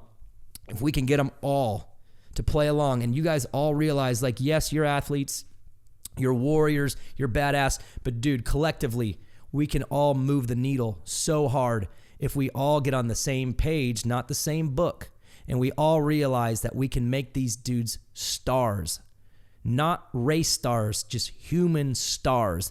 And it's cool to hear two young riders who get it and want it. So that's why I think we're close, man. I really do, because we have all these guys that I think they're starting to get with the Conor McGregor stuff. They're starting to understand that stuff transcends out of the sport if you open up a little bit. And if they all do it, the next thing you know, dude, it's like, dude, Supercross, that's where the baddest, coolest dudes on the planet, that's what the coolest dudes do. Well, right now, they're the athletes. They're the crazy athletes. And dude, that don't sell, I don't think. To a bunch of people eating pizza and drinking beer. Dude, the crazy thing, like, I've been around the sport for my whole life until I started this podcast and it started like doing its thing. I had no idea the kinds of people that are fucking fans of these guys, right? And then I started getting these DMs from these people, and I'm sitting in this fucking studio getting these messages going like, what the fuck? I had, like, this dude's listening to my shit because he liked these dudes. What the fuck? Why do people not know this? And I think over time, like, I hope that I can be a part in, like, telling that story and, like, bringing those people into the fold. But it's just like, our guys are fucking cool, man. For whatever reason, I haven't figured out exactly what's going on, but man, these boys have some attention of some gnarly motherfuckers. And I'm sitting here going like, dude, we don't really need a lot more than just bringing these guys like visibly into the sport. Like, that elevates us just by proxy. And I think that you are right. Like, I feel like we are close. And I mean, it's one of the things why I, I guess in my own lane is like, I want to swear as much as I fucking want to. And I want to let other people swear as much as they fucking want to. And I want to sit here and smoke weed when I want to and be like super unprofessional at times. But it's like, people want authenticity. Like, people want to see like the, I guess, shit that they can relate to. And I want this place to be a place where any rider can come and say anything they fucking want and not get criticized. Well, by me, I mean, people can criticize them, right? If they want to, that's up to them. But in terms of like the platform, is like, mate, do you, bro? Like, this is your shit. Like, get out your message, show who you are. And I think that over time, I hope that does its thing to, help these guys, reach more people. But I like what you said, that Feld and everyone is on board. And I was one of those people for a while that was kind of like criticizing, and I'll be open about that. But the thing that changed my mind was last year's Supercross, because Feld could have easily put Supercross in the too hard basket through the thick of COVID, and they made it happen.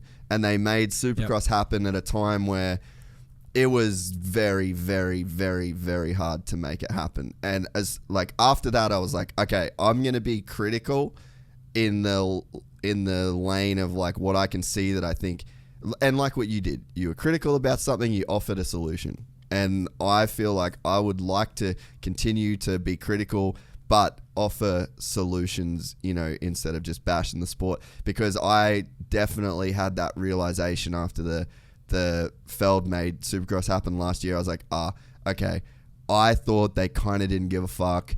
It was just a side hustle to Disney on Ice and all the other shit that Feld's got going on. Right. But Dave Prater, that dude was a dog with a bone, obviously. He obviously wanted to make it happen in a really big way. So I think just from that, I'm like, okay, I'm out on the Feld hate now, because like, look what they did. And of course, you can be critical of things, but you don't want to be critical of them. There's a big difference between critical of individual things than generally, right? And I'll tell you two things about Feld. The first is, you're right. They saved the sport. If that sport would have not been able to finish, we would be in a bad spot. I mean, it could have sunk the whole damn thing. I mean, this thing's moving, right? We got the manufacturers, and it ends the whole thing. And I know, I mean, I don't know the details of the meetings behind closed doors, but I can tell you right now from the people that I work with on the ground, because that's who I deal with, right? I don't know up the chain all that stuff, but I know Todd Gendro, Steve Yaros, Dave Prater, Doug Cabrera, Sean Brennan, Mike Mewey, Bill Harris. These dudes, they bleed this stuff like the riders do, man. They are so into it. Now they are in a very big company. Big companies are successful because they have to make big company decisions. So it's not always as easy as everyone wants it to be, where things got to change. Big company overheads. Like that. You don't get that size by just doing what feels right. You got to make hard decisions, and they've had to. But the guys on the ground, dude, they're as gnarly as you and I are. They are gnarly fans. So I feel probably, I would imagine, press pretty hard to say we have got to finish this, even if it's bad for us. And they did. And them finishing Salt Lake City in the way they did, and let's not forget, because a lot of people give the NBA the credit on the bubble, because the NBA finished their season in the Orlando bubble. Badass. We did it first. Supercross did it first. We finished a championship before any other sports league. And yes, they're bigger, so they had a lot more to do. I get that.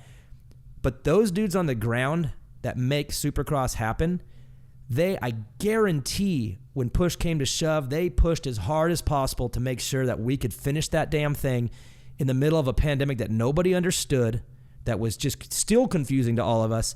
And they made it happen and created a protocol that worked with the state, with the stadium, with the AMA, with NBC. These are all big dog. Like, we're talking big players in the world game. And they came to a formula, and they did it. And it was not great for them, and they did it. So for me, if you want to criticize the things that they do on an individual, I know the purse is always a big one, and you can, whatever. I get that. I would never push back on people's individual complaints on things. But, dude, you all need to understand what they did to save this damn sport. And they did it not for the bottom line. They did it for the sport, because these dudes are passionate, and they love it. And that's why, again, I think we are in good hands, because the people that run this sport are trying as hard as possible to grow it. And they're trying this and they're trying that, and let's try this now. And of course, you're working with budgets. Of course, everybody works with a budget. So you can only do what you can do, but they are pushing that line in every way possible. And they've created a pretty damn good platform for these superstar athletes to be superstars, for these manufacturers to promote their stuff, for these gear. Look at the sport right now. The sport is going nuts right now. Participation is off the hook. We are in this prime opportunity to really blow the lid off this thing. And I want everyone to know that the people that run it, it's in good hands, man. They want it bad, really, really bad right now. And I've talked to Dave. There are things that are on the list of things, the want list of things we want to do. We want to add this. I mean, I know of some things even next year that, fingers crossed, we can make happen, especially on the lines of what you and I are talking about with these human pieces. There are things in place that I think are going to all start rolling in the next few years that are going to give us a chance to get this where we want it. And the people that are running it, dude, they're all in. And I think they proved that in Salt Lake, and I think that the narrative has shifted on them. Again, you can be critical on the things that you don't like. The track sometimes is too short. Dude, I can't argue those points. But we're all trying really hard, and the people that make the decisions, they're all in. So I think we're good, guys. Like, again, I think we're all in this together. Let's just get on the same page, and let's take this thing to a new level, because we got all the pieces of the puzzle. We just need to glue it together and go. We're really close.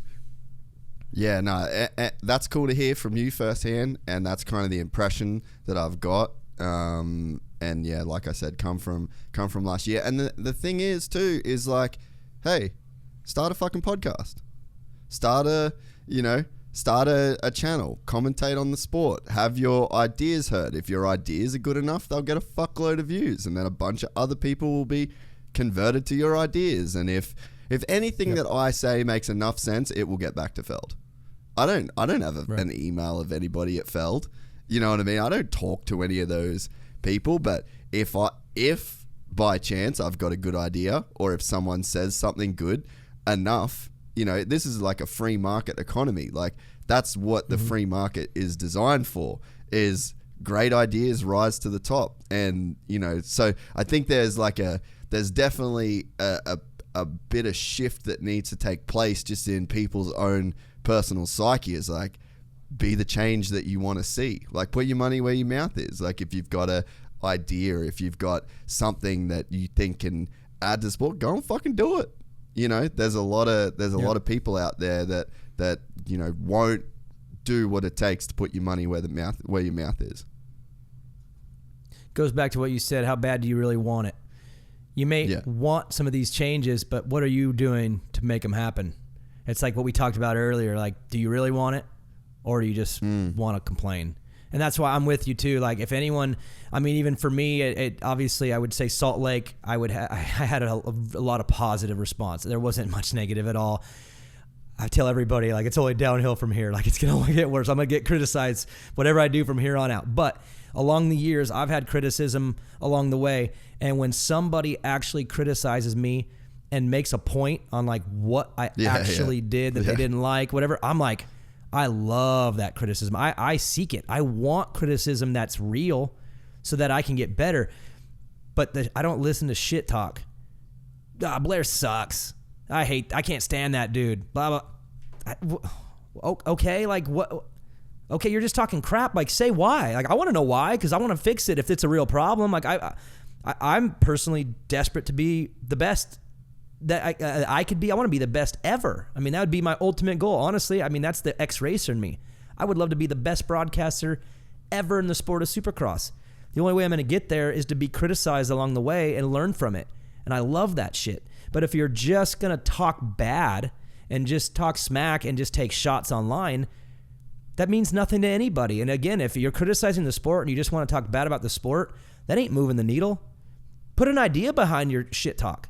And guess what? Maybe all of a sudden someone sees it and goes, wow, that dude had a good idea, and it gets implemented. So I'm with you again. Like, if you do something about it. If you got a problem and you don't like things, try to make an impact and actually fix it. Don't just type. You know, on my podcast, I call it angry fingers. The angry fingers are just angry. Have some solution fingers. Once you say what you think could be better, and then actually people might take your shit talk serious. But otherwise, all you're doing is you're just angry fingers. And I mean, people I don't think care about your angry fingers. Solution fingers, though. Wow, it's a good idea. Yeah, might try to implement that or something. You know. Yeah, and it comes back to like I do think that like our system is designed to have those good ideas rise to the top. Like that's sort of, I mean, and if something isn't working, like it is just a bad idea. Like everything. This isn't just motocross. This is everything in life. There's just good ideas or bad ideas, and you just need to think hard enough about like whatever's working right. Like democracy, good idea or a bad idea. You know, communism, capital, good idea, bad idea. Racism, super bad idea, terrible idea. That's something like the public figures it out, man. Yeah. Society figures out the good and the bad ideas, and the good ones end up working and the bad ones don't. It's process of elimination. But yeah, you would just hope that I think we're just set up for good ideas to win. So I'm hoping that, you know, I mean, there's been some great ideas on this podcast even. Well, I think it comes back again to two people that are passionate about it. Like, you love it, right? I mean, I love it. Like, if you're doing this and you're dedicating your life and you're spending those hours that you put in, you love it, right? You have a choice. You don't have to do this.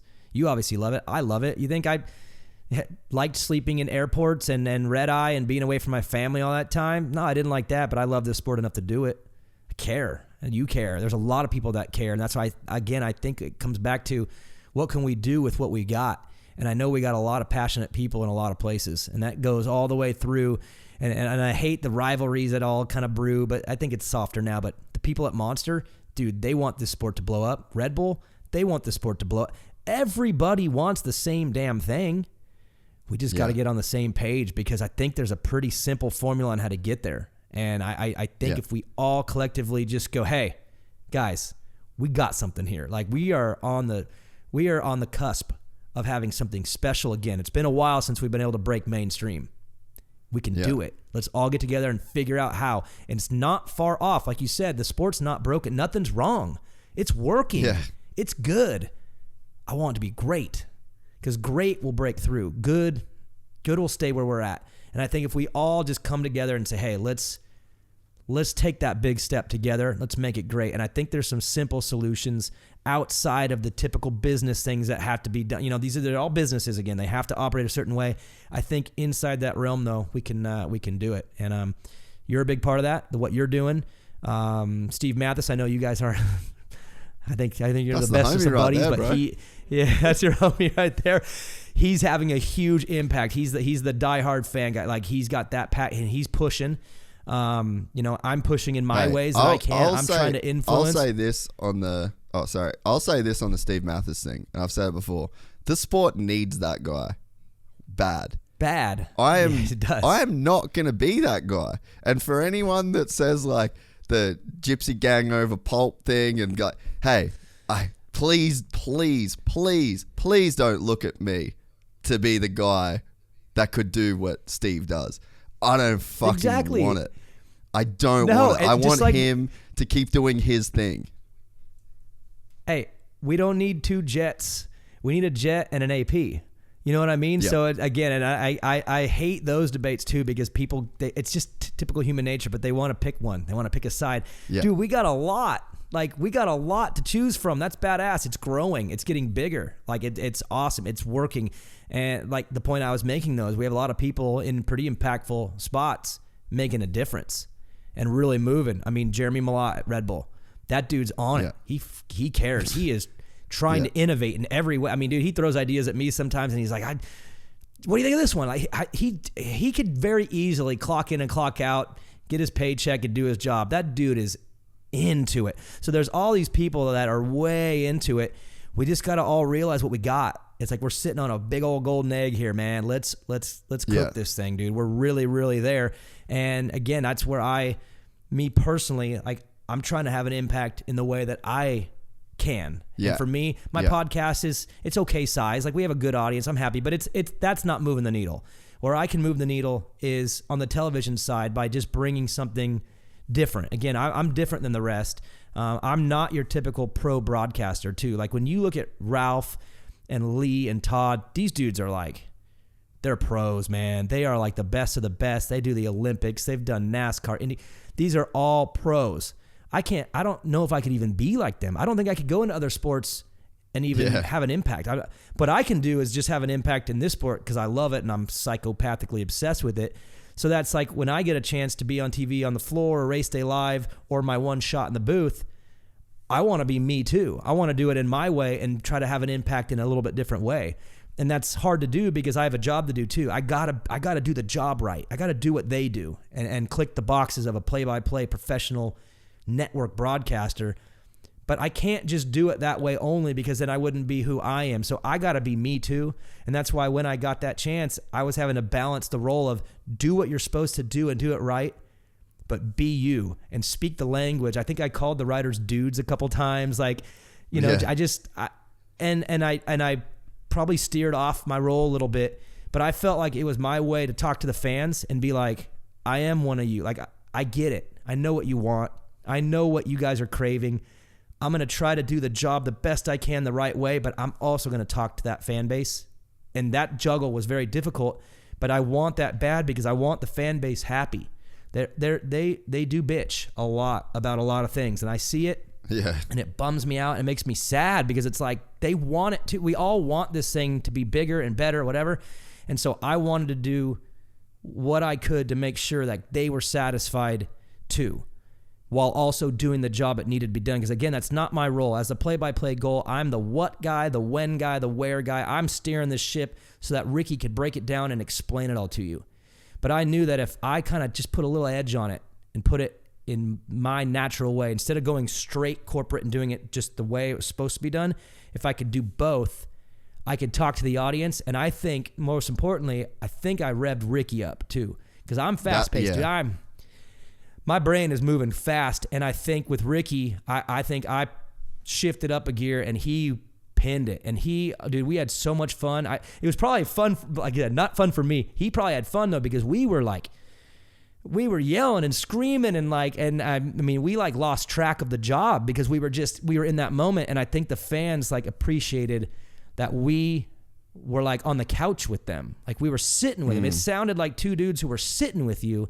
And again, that's how I'm trying to have my impact in any way. And I don't know the future. I don't know if I get to do it again. I don't know. But wherever I'm at, I'm going to try to bring that from my angle because it's the only thing I can do. I can't have impacts in other ways. But with my chance to be on the microphone and talk, I'm going to try to be edgy and cool and talk to the fans and speak their language and do that kind of thing. That way they're satisfied too. Because I do want to get that new viewer.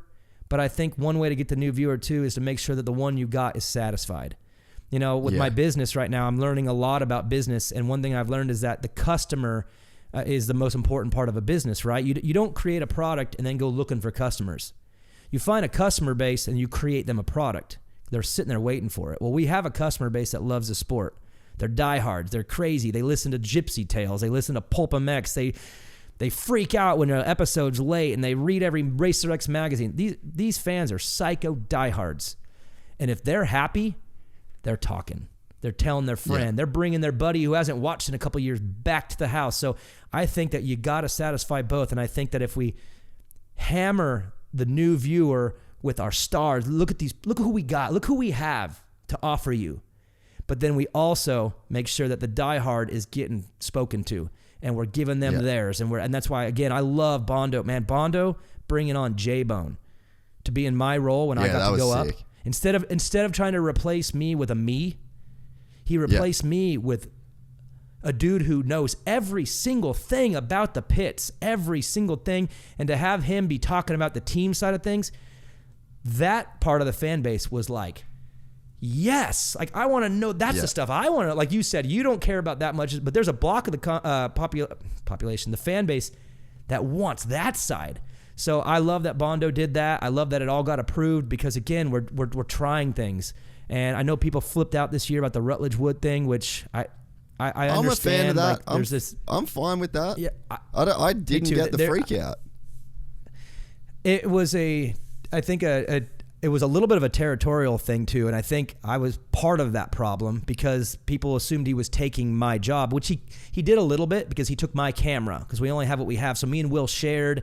I did some of my things from the jib, so I moved and they brought him in, and I think people freaked out because I'm the guy on the floor showing the ruts, talking about the whoops and all that stuff that they love. And then there's this new guy who came in, and that wasn't his job. He was doing something completely different for a reason. And I think they were like, why would they do this to us? And it's like, maybe if it would have been more announced early, and maybe even if there was like a collective, like, hey, we're bringing in this guy because we're going to reach a new audience. He does this. He's on the floor as lava. Maybe if we spoke to the fans and let them know what we were doing, they wouldn't have flipped out. But all of a sudden they turn on the TV and the dude on the ground with the ruts is all of a sudden replaced by the guy who is talking about the scoreboard and all these things. And they're like, what the hell? I didn't have a problem with it at all. I was the one most affected by it. I mean, I was the one who my camera guy went with him. I had no problem with it because I knew exactly what they were trying to do. And whether it worked or not, I don't know if it moved the needle. But what it proved to me is they trying something. And that matters because if you just don't try, you never know. And you got to try this and try that and try. And dude, I applaud them for that. So I just hope everyone understands that everyone's different. All the roles are different. We're trying every single thing we can to make this thing better. And I think if we all collectively just got on board with it, I think it would move this thing quicker. We need to all get on board and realize that we're trying things. And it's one round of 17 or whatever. I mean, so I guess that's my piece on that is like, the diehard fans, they need to be satisfied while also going after that new viewer. And you got to find that perfect balance and be able to do both. That way you don't freak out any other side. You don't want to steer it towards the diehard only. No one will. The new people won't understand. You don't want to go after the new person only because then the diehard's like, why are you shitting on me? So it's like you got to do both, and it's this game you got to play, and that goes back to what I tried to do, and I think I nailed it pretty close, was check the boxes of the role, but spoke to the fans and let them know, like, I hear you. I'm talking to you. Like, I want you to understand this better, and I'm going to say it and talk it in your terminology, and I'm going to say dudes, and I'm going to lose myself in the moment a little bit. Shit, there's another lyric for you. But you know what I mean? I'm going to try to balance that, and I think that if we all collectively look at every single part of the sport and find ways to just push the needle, this thing's going to blow, dude. I'm telling you, it's close. We got the right characters in place. Let's do it. Let's push the needle on this thing and go. It's time. In the words of Team Fried, let's go. Exactly. So I want to hear a little bit. We just hit 3 hours. When are you back in Cali? We could do this again. Like, I feel like you. Well, I'm in. So I'm NorCal guy. I live in Northern California. I'm about 45 minutes from Hangtown. So for everybody out there wondering where NorCal, just Hangtown. I'm right by Hangtown. Yeah. So SoCal for me is a quick flight or a quick drive. So yeah, we could do it anytime. Or I mean, I know those companion things you do are pretty cool too. I don't know if I can squeeze that into the night program, but dude, I'd love to talk to you on a race day or do something fun like that. Like again, just push the needle and try different things to make it fun. And we could do this again for sure. I mean, I had a good time and it's a quick flight, quick drive. I wasn't sure. We had AJ Catanzaro call in after the heat race. That was pretty dope. One of the ones he watched the race with us, and I was gonna bring it up before, but we had, when you were talking about how much Jett and Hunter like fully just so on board, like we had Jett watch Hunter's first race on the live on the podcast, and he was fucking losing it, dude. Like, just straight up all the levels of fire. We were just like, whatever, let him go, who cares? But, so that Supercross companion thing's pretty cool. I feel like we could have like a pretty legit setup, but I mean, we're borderline encroaching on some shit as it is with Feld. So I don't want to push too hard. But I mean, that's a crazy thing. Like the first one, dude, we had 16,000 people watching with us. Like it was, there's a lot of people all over the world that like can't watch Supercross live with VPN issues, and you know what I mean. So I don't know. That was sort of just a fun deal. But man, I love your commentary on the sport. I think your voice is so good for this sport. Like, I mean, you might not be doing the crazy numbers with the podcast or whatever, but I really think in time that changes, man. Like, just a few years of doing it, and I think that, or like, in a few years, I think the landscape's different for all of us. Like, I mean, I see what this is doing, and I don't think that there's any reason why everybody else, like, this should not be an outlier, you know what I mean? And I think that it is growing in a pretty crazy way. I love the voice that you've got. I love the energy that you bring. It's a very unique angle. So I'm a huge Daniel Blair fan. So I wanted, before you go, to shout out Eagle Grit a bit. Like, give me the elevator pitch for the people on the podcast that haven't heard about Eagle Grit. Man, so back in that chapter again when I was doing everything, right? Like truck driver, construction worker, cab guy, like a buddy of mine, one of my best friends, he said, dude, we need to start a hand soap business. And we were both working for a company selling like grease and lubricants to farmers. Like I had the job, because I had Monday through Thursday, I had to do something. So I had the job. I got him a job. He was in the other region. So he came to me with the idea, and he's like, dude, hand soap. Like everybody uses hand soap. All these businesses we go in, you go to a car dealership or a farm or the city and the state governments. Like everybody, all these employees have to wash their hands. Let's do a hand soap business. And he pressured me for a while. I thought it was silly at first. He was dead on right about it. I ended up taking a gamble on that. That was another one of those like, hey, dump everything I have into it. Threw all my money into the business, and me and him just hit the ground. Like, I mean, dude, our area of where we live in California, I mean, we conquered it, man. We have, I think, almost 500 businesses that we service directly. And now we have more products. So hand cleaner, hand wipes, brake cleaner, glass cleaner. I mean, we're like a service company. We have our own products, and we go to car dealerships and we sell them all these things. And so it's like, it's a routine. I have a van. I drive around every day, like delivering and selling and invoicing. We have distributors like Napa Auto Parts, Ace Hardwares that sell our stuff. And now the online stuff's going crazy. Amazon's going absolutely haywire. I haven't spent $1 in advertising in years, and Amazon's just, I think, again, unfortunately, and I hate this, I feel guilty about it, but it took a pandemic maybe to really push our business up over the hill, because we're a hand cleaner business, and everybody's very conscious right now. And our product isn't antibacterial, so it's not like it is. It's that luck. It's like, I mean, can you believe that happened after years of grinding, and all of a sudden? And again, I feel guilty because I hate for the people that have really been, I mean, hit so hard by this thing. It just sucks so bad. But at the same time, I can't argue the reality of it. It's helped the business a lot. We have a hand cleaner, and it's a bitchin' product. And so anyways, that's what Eagle Grid is. Flip the story on that and think that clean hands have probably helped a lot of people as well. So yeah, I mean, that's my hope is that people will wash their hands more. And it's crazy because even some of the businesses that like their employee count went down, say they went from 50 techs to 30, their consumption has still gone up because people are washing their hands double what they used to. I mean, I don't know about you, but I do more now just naturally because I used to be grosser than I am now. Like, I'm a little bit more conscious about it now. Yeah. So that's what the business is. The online stuff's going like crazy. Again, I'm now the sole owner of the company. I purchased my partner's half out on December 31st. So January 1st, my wife and I took over the whole thing, which was an absolute nightmare, which is crazy too, because I mean, I almost quit TV this year. Like, I almost quit before the season because I thought I was going to have to make a decision. I had a business that there was 2 of us working full time, grinding it out. We needed help, didn't have the help. And now all of a sudden it's going to be me and my wife who's going to kind of help, just be like my assistant. So my workload doubled right at the time of year when I'm gone and I'm in Dallas and Houston for a week. My wife's driving around the driving around the county with product in the back, dropping off deliveries at all these car dealers, all these places, while my kids are on Zoom in the back doing their school, while I'm in Houston doing TV on a Tuesday night. Like, we made it work. It was the 4 craziest months. The business, for whatever reason, just to make it harder on me, exploded this year. Like, our numbers are up like crazy. And it's all happened at the same time that I just gave everything I could towards my TV career to try to get it up over the hill. And then as soon as round 17 was done and I got to go home, it was like the most relieving feeling ever, because now I can like get my routine. I can run my business the way I want to, because for 4 months, dude, I was doggy paddling in the middle of the ocean.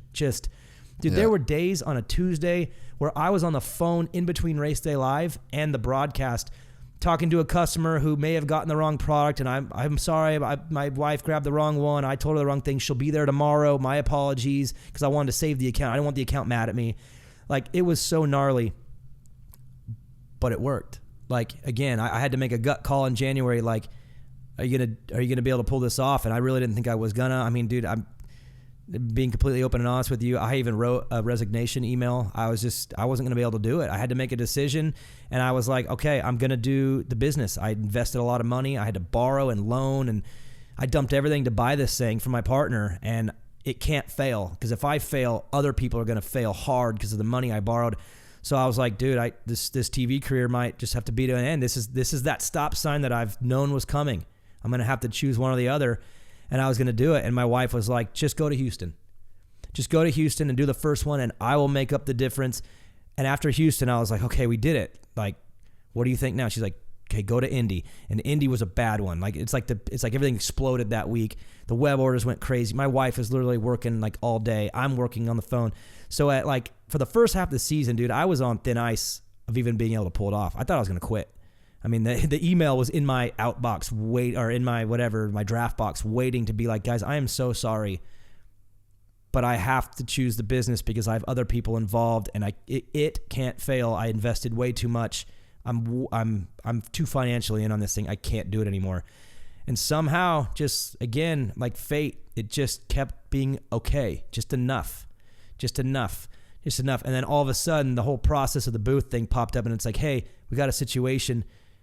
There's a chance you might be able to have this shot. And I'm like, wow, 7 years I've been working at this thing. I'm ready to quit right now because my wife is like having an anxiety attack at home.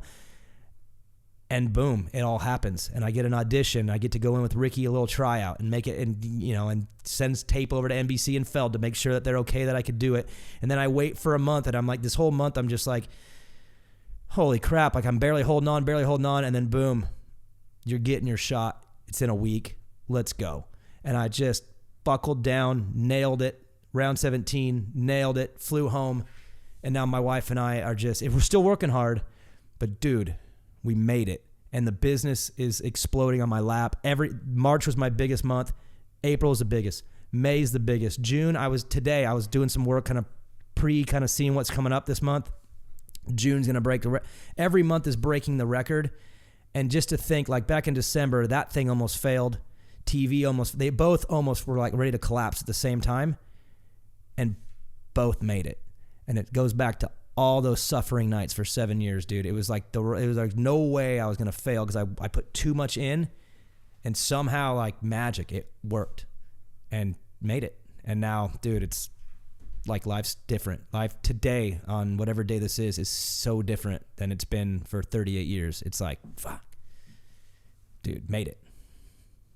Man, I fucking love it, dude. I just, for whatever reason, that whole like human victory is the fucking best thing in the world for me. I love the success that you've had. I love the way that you kind of battled through with the business, and to hear your story about being with your wife for 20 years and the family that you built. Like, yeah, hats off to you, man, honestly. And a lot of times people would feel even a little bit guilty to say like, we made it, we did it, it worked, but people should be able to celebrate that and acknowledge the work paying off, and that shouldn't feel bad to you. It shouldn't feel bad to anybody else, man. Like, fucking good on you, good on your wife, good on your kids. Like, it's a great story, dude, of just charging through when it really looks like that's not an option anymore. So, man, couldn't be more happy for you. We've only had this 3-hour convo, but yeah, just super happy for you, man. Thank you so much, man. I appreciate it, and thanks for having me on. And it's been fun to talk to you. I knew we'd have a good talk. I like the way you do things, so I figured we'd have some fun here and we'd explore some stuff. So it was awesome. Thanks again for having me on the show, and we'll do it again for sure. Yeah, man, I'd love to. Just you let me know, like, when you're, like, if you've got trips coming up.